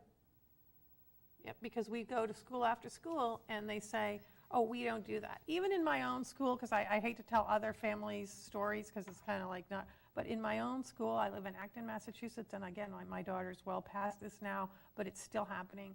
You know, I came with a neuropsychology report from very reputable Boston hospital and said, my child has dyslexia, and they said, Mrs. Duggan, we don't have that here in Acton. We don't say dyslexia. We don't deal with that. I'm disgusted. You know, so, and then they said she may never learn to read because, again, I'm finding this out at the end of 3rd grade, and she can't read at all. And I'm like, we need to give her special ed. And they said, she may never learn to read. You'll just have to lower your expectations. So, as a parent, that's completely unacceptable. Can you, again, what do you need from us, the parents, the educators, that are completely unaware of this bill? What is the name and number of the bill so we can contact our senators? So we can contact our congressmen, so we can contact those that need to act? So this is a state, these are state legislators. So not the folks in Washington right now, not that there's not things they could do, but this is state legislation I'm talking about. Sonia Chang Diaz. Sonia Chang Diaz is a wonderful supporter I love of her. ours, okay? So there are bills, House 330 and House 2872 and Senate 313. And those three bills pretty much say very similar, if not exactly the same thing. Okay, say that one more time. House 330, House 2872, and Senate Bill 313. Okay. So we have Representative Chris Walsh from Framingham, Representative Alice Peisch from Wellesley, and Senator Bruce Tarr from the North Shore Gloucester area. Okay. And then we also have Senate Bill 294, which is much more comprehensive. So while the first three say, let's recognize the scientific definition of dyslexia accepted by the National Institute of Health, let's just make sure that our teachers and our parents, when they say the word dyslexia, are all talking about the same definition. Okay, because there's a lot of myths out there. Yeah. Dyslexic people have no vision problem. They do not see backwards. Kids often describe it because they're having trouble processing, so it might seem that way, but the words on the page are not moving for these students. Okay? They just, they seem to be. Early screening starting no later than age 5. Phonemic awareness, rapid naming, and letter sound knowledge. I mean, there's so much evidence out there. Other states are doing it. There's over 28 other states that have early screening laws. We need to join those. With Massachusetts being number 1, or at least claiming to be number 1 in everything. We have the highest NAEP scores. You keep hearing that. We also have the largest gap between our. Our kids that do well do very well, and our kids that do poor do poorly, poor. Okay, so it's a problem for Massachusetts, and I'm proud of our education system on many levels because we do recognize kids and put them on IEPs more than any other state. We're a generous state with education money. It's not a money issue in Massachusetts. The problem is, and I could show you, like I think I showed you charts and graphs before. If I can interject, I believe the problem is the fact that we don't have a state that first and foremost acknowledges scientific research. Second of all, we have a state that doesn't make it mandatory for kindergartners to be pre-screened or screened. I think for me, that's the problem. The second problem for me would be the fact that you haven't named every senator in the state of Massachusetts. Now, we have about 50-ish supporters. Senate is much stronger. Senator Barbara Italian, her bill 294 includes not only recognizing in the screening, but teacher training. It's a much more comprehensive bill. So it's sort of what I call like the gold ring, like if we could get everything we ever wanted. And what is that? That's Senate Bill 294. 294. Yeah. So I can leave you with these. Please. And where can we visit? to find that information? So we have a very active Facebook group, so you can just look on Decoding Dyslexia Massachusetts for our Facebook group. We have a private group that's really not that private. If you ask to get in, you can be in the private group. The main page gives parents a lot of information on how to help kids. I mean, there's just daily information on both policy, how to help us pass bills, but also very good concrete, what reading, like there's a whole consumer protection of reading program. Is the reading program that your child is in really helping your child? How to know, how to measure that, what tests to ask for. I mean, there's so much detail about the complexity of reading, and we try to provide that on a Facebook page and also on our website. So our website is decodingdyslexiama.massachusetts.org. So we have lots of information there. It's a free, we have no money, nobody pays us. We don't raise money, we don't charge to be a member, there's no budget, there's nothing. But we're just parents and professionals. We have great support from excellent researchers in Massachusetts, Boston Children's Hospital, Dr. Nadine Gaub, MIT, Dr. John Gabrielli, Mass General Institute of Health Professions, Tiffany Hogan, Tufts Center for Reading and Language, Stephanie Gottwald and Melissa Orkin. Great researchers. Oh, at Emerson College has Kelly Farquharson, who is also the president of Speech and Language Association. Many professionals understand this problem and are working with parents to get this to educators and to policymakers in the State House. And we are going to talk a little bit more about what solutions parents can work on. We're going to take a quick break, and you guys can tune into this PSA. Again, I am Tayla Andre, Nancy Duggan, Decoding Dyslexia. We'll be right back.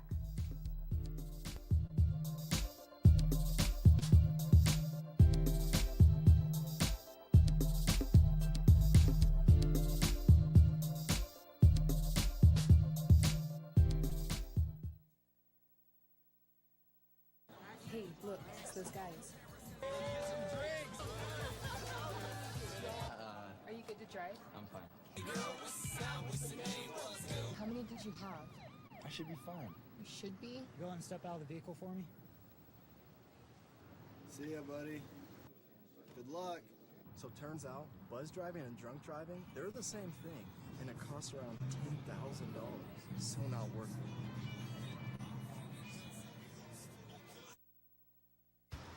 Look at you. You're at the top of your game. At work or at play, you're unstoppable. Nothing can throw you off track.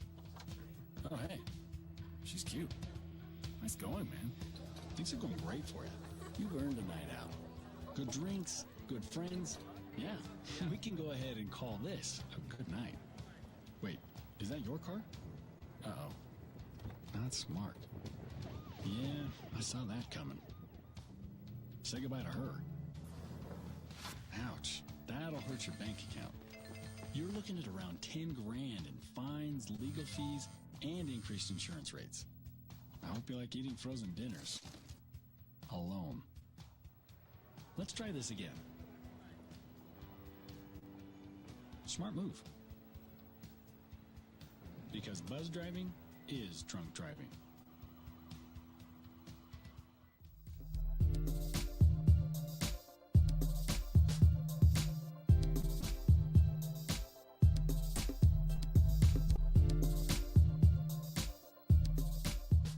Good rising, good afternoon, good evening, or good night. I am Tayla Andre. You are tuned in to the Wake Up with Tayla Andre show.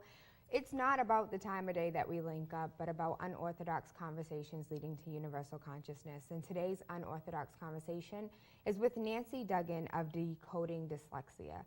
And I've joked many times in the past that I'm dyslexic. I have dyslexia, but I was never sure. Nancy, can you tell me, how can I as an adult get tested? How can I, because I believe that I may suffer from this disorder. That means, again, going back to the beginning, it's genetic, so my children should be tested. How can I get my children tested? How can I get myself tested? And then after testing, what are the next steps? So for adults and children, it's very different things because language, especially written language, develops over time. So while it's relatively simple, as we already talked about, to screen, which is not a diagnosis, for kids with phonemic awareness and naming speed skills, quick, it's easy, and we know at that age, it's highly reliable of the kids that are going to have trouble learning to read. But many people go through life, are dyslexic, and don't find out till they're adults.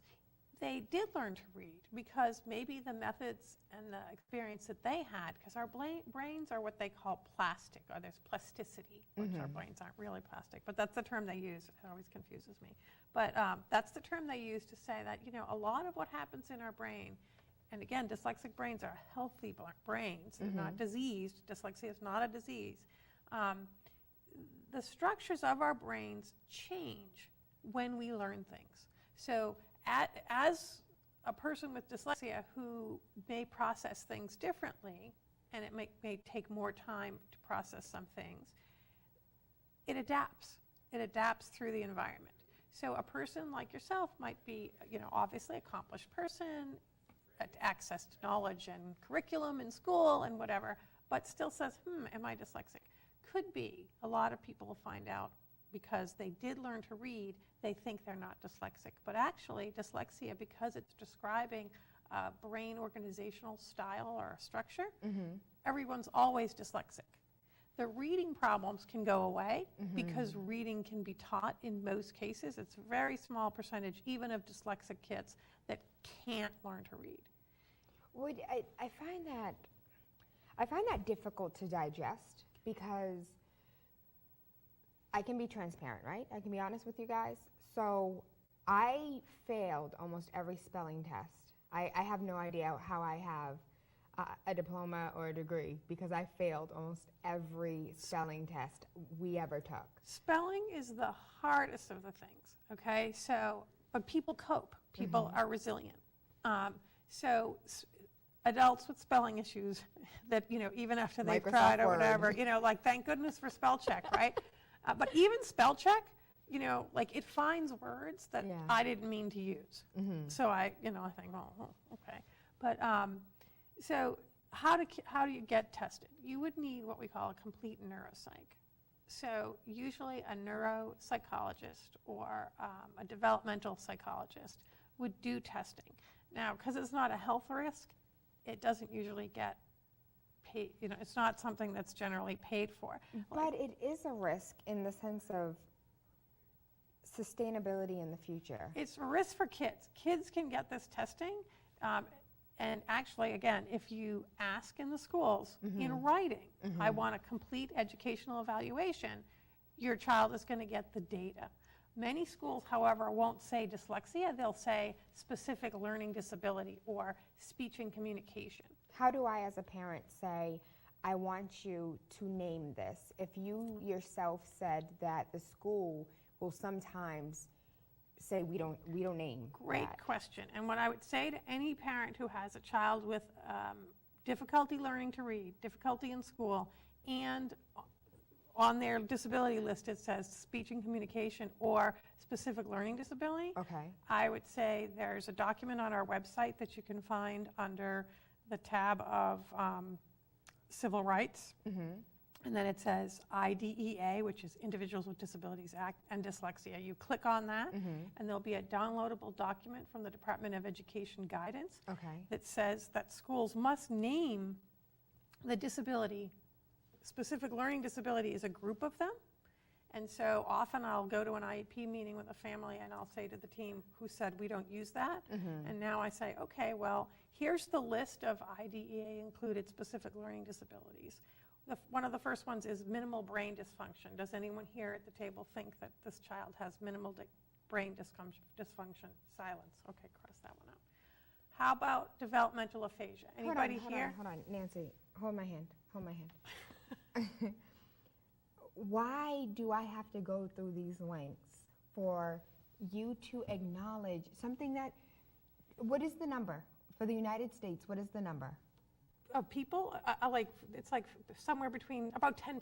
I would say the general ballpark figure is about 10% of the population. 10%. Some people will say it's as high as 20. Some people will say it's as low as 5 because some people can be just a little dyslexic and some people can be very dyslexic. So it depends on where you start counting. I'm not understanding why I have to sit at this table and, as a professional, tell you to acknowledge my child's only you were around that table, we'd be all set.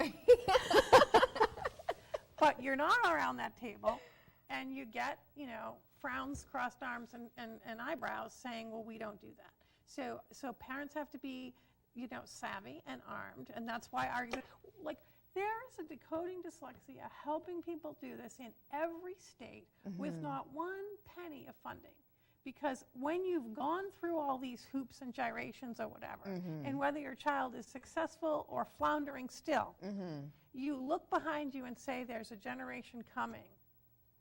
And if I could just tell one other mother, one other family, one other kid that they're not stupid, that in fact, if the school adjusted the way they taught, this child would succeed. Why are we not doing that? Why are we marginalizing 5 to 10? So give it the lowest ball, 10%. So let's not say 1 in 5, because some people will say 1 in 5. There's a researcher, Sally Shea, which she likes to say 1 in 5. Other people say no, it's not that many. Who cares? 10% of kids in Massachusetts have this problem. And the even more interesting thing is, yes, some people have this difference because of a genetic neurodiversity issue. We call it neurodiversity. But other kids can come to the same deficit in phonological awareness, not the processing speed, but the phonological awareness, simply because of socioeconomic status. So for me, you say 10%, but in my circle of 10 friends, there's about 3 to 5 of us that may or may not suffer from dyslexia.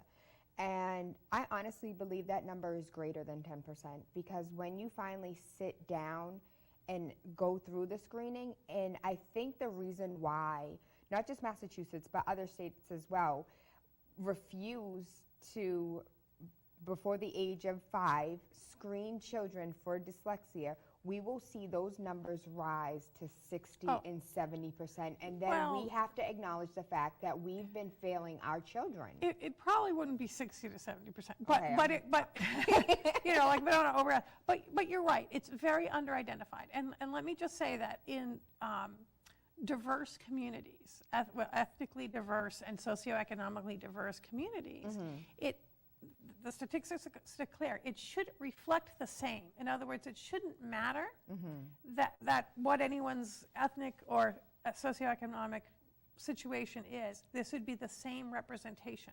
However, last month, the Dyslexia Foundation had a presentation or a conference at Harvard Medical School, and you can get that online. But Julie Washington from the University of Atlanta, I believe, was there to say how African American students, and she studied students in Georgia, were over-identified for IEPs as they were older, but under-identified younger, and not representative in the same proportion for learning disabilities like dyslexia. So they're not getting, when they get found, they're not getting matched up with the correct instruction. And what does that mean? Again, I'm sorry it's so complicated, but it just is. No, that sounds pretty cutthroat. It just is. Yeah. There's actually something, and I can show you the form. It's called exclusionary factors. And if anyone just Googles SLD exclusionary factors Massachusetts, you'll see a flow chart. Okay? And the flow chart says, is the kid, having trouble reading? Yeah, okay. Is the kid experiencing education, good education? In Massachusetts, usually we say yes. And then it says, if the child has any of these things, these are the excluding factors. One of them is poor socioeconomic situation. One of them is diverse language background. One of them is socioeconomic language, I forget what the other one is. But whatever they are, okay, they're very subjective. So poverty, language differences, cultural differences. What is that? Okay, cultural differences. I kid you not, that's one of the things. So if you have a child that fits any of those, and you go through the flow chart, it says cannot have specific learning disability. Hold on. Excuse me? Pause and rewind. Excuse me?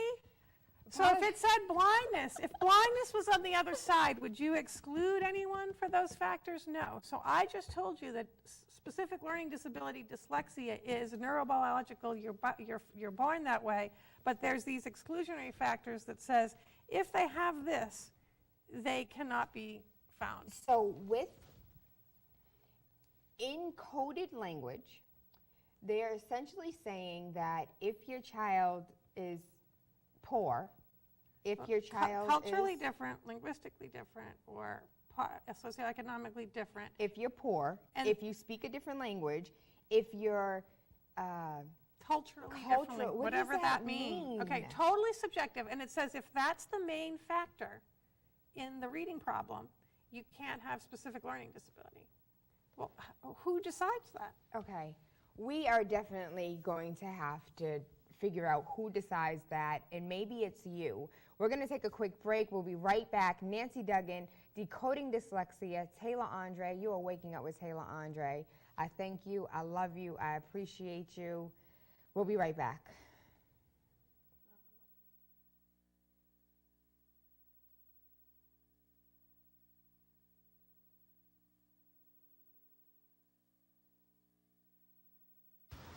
Look at you. You're at the top of your game. At work or at play, you're unstoppable. Nothing can throw you off track. Oh, hey, she's cute. Nice going, man. Things are going great for you. You've earned a night out. Good drinks, good friends. Yeah, we can go ahead and call this a good night. Wait, is that your car? Uh-oh. Not smart. Yeah, I saw that coming. It's not always easy being a dad. Do you have panda asthma too? Does that run in the family? This is the home of the most priceless kung fu artifacts. But when you make an effort, Dad, we're not supposed to touch anything. Oh, sorry. Go along, son. it's always worth it. Whoa! The smallest moments can have the biggest impact on a child's life. Take time to be a dad today. I am gonna get you. I'm gonna get you. Call 877-4DAD-411 or visit fatherhood.gov to learn more.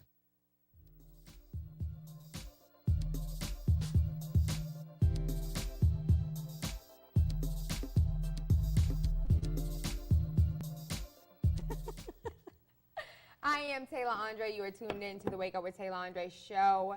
Good rising, good afternoon, good evening, or good night. It's not about the time of day that we link up, but about opening your third eye with unorthodox conversations leading to universal consciousness. And today, our unorthodox conversation is with Nancy Duggan of Decoding Dyslexia. And Nancy is going to read for us. We were just talking about how we cannot use our phones in studio. Oh, I didn't know that. Okay, sorry. I was going to look something up so I could read it to you. But I will, you guys can follow TAYLA-ANDRE, Tayla Andre anywhere, and I will get that information for you to understand exactly what this coded language means and how we can help Nancy pass legislation to protect our youth, to protect our children, and so our children don't have to go through what we went through personally, because I didn't like failing spelling. I didn't like being pulled out of class. I didn't like the small, workspaces with two other kids and still wasn't getting it, but everybody else was getting it. Like, I am that child, and I don't want to see other children in that same position. So as a parent, please, Nancy, tell me what I have to do. So parents, one, take care of your own first, okay? Like, I love people to join us, but I always tell parents, if you have kids and they're struggling, call us, meet with us. I talk to parents one-to-one all the time. There's not a fee or anything.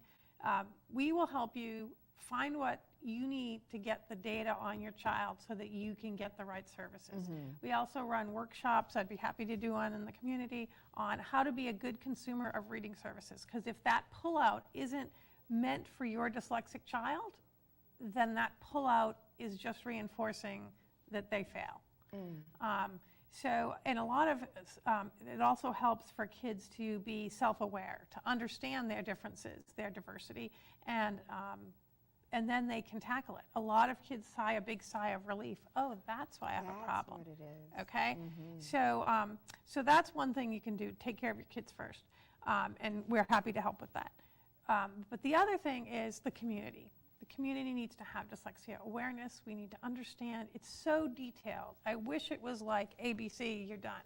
But it's detailed. And parents that know are better prepared to help us change things. Talk to your state legislators. Talk to your teachers and your school committees.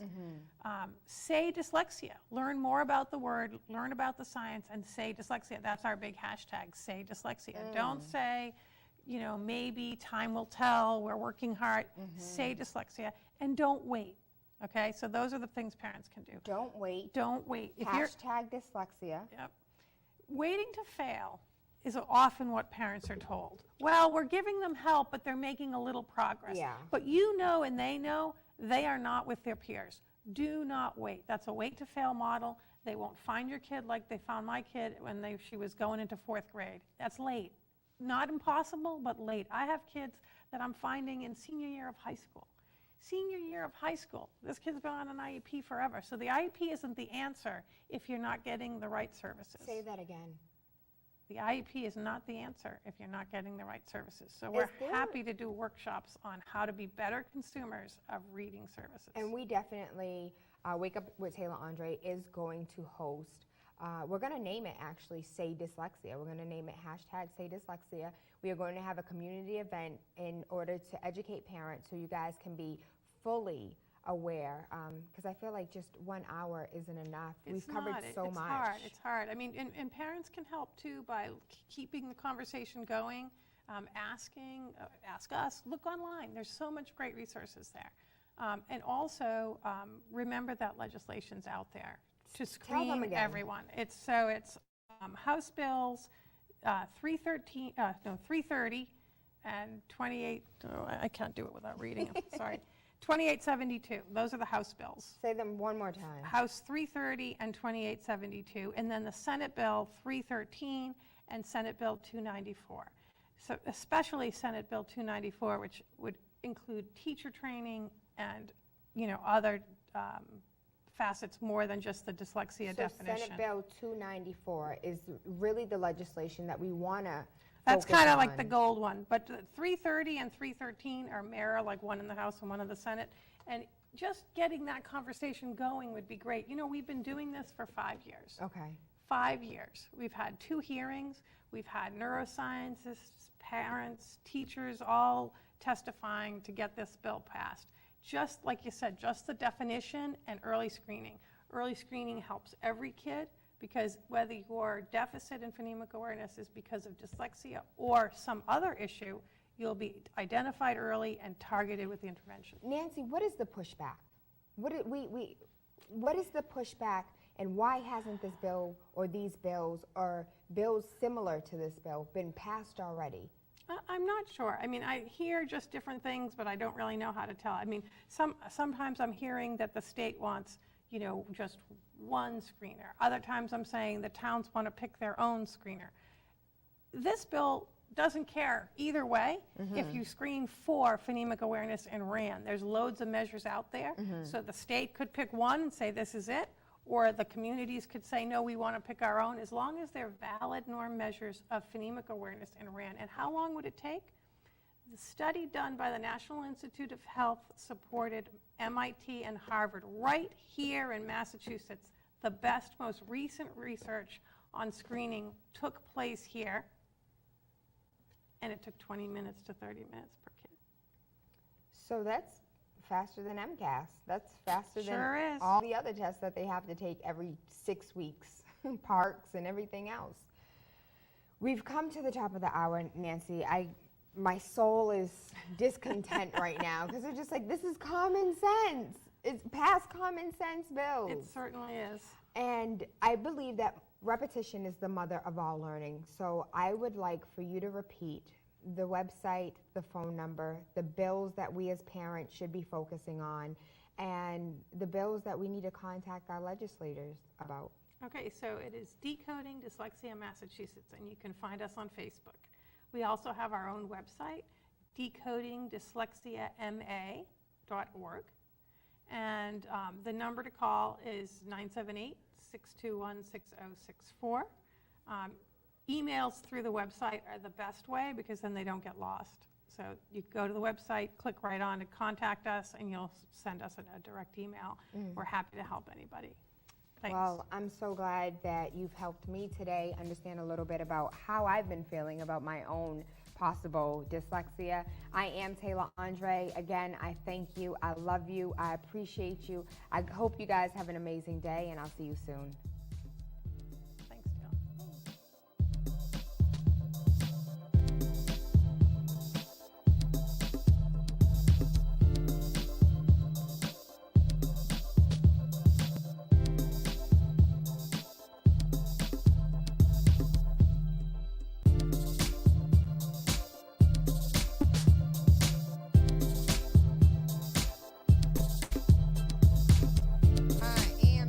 Waking up with Tayla Andre has absolutely nothing to do with the time of day we link up.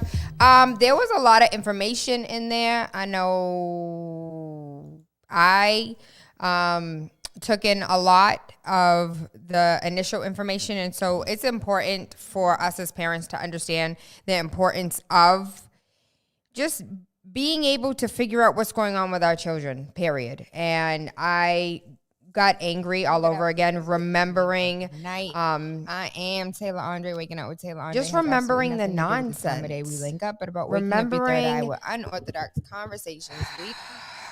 Remembering suffering from dyslexia, being a child, and my mother not having language, and plenty of parents today that don't have language, and how many people really have difficulties with dyslexia and don't know how to manage or cope or even name it, say dyslexia. And so I thank you for your time. I love you. I appreciate you. And I hope you have an amazing day. We will be back tomorrow for Freaky Friday. That's all. That's the only reason why y'all tuning in, for real, for real. I know it.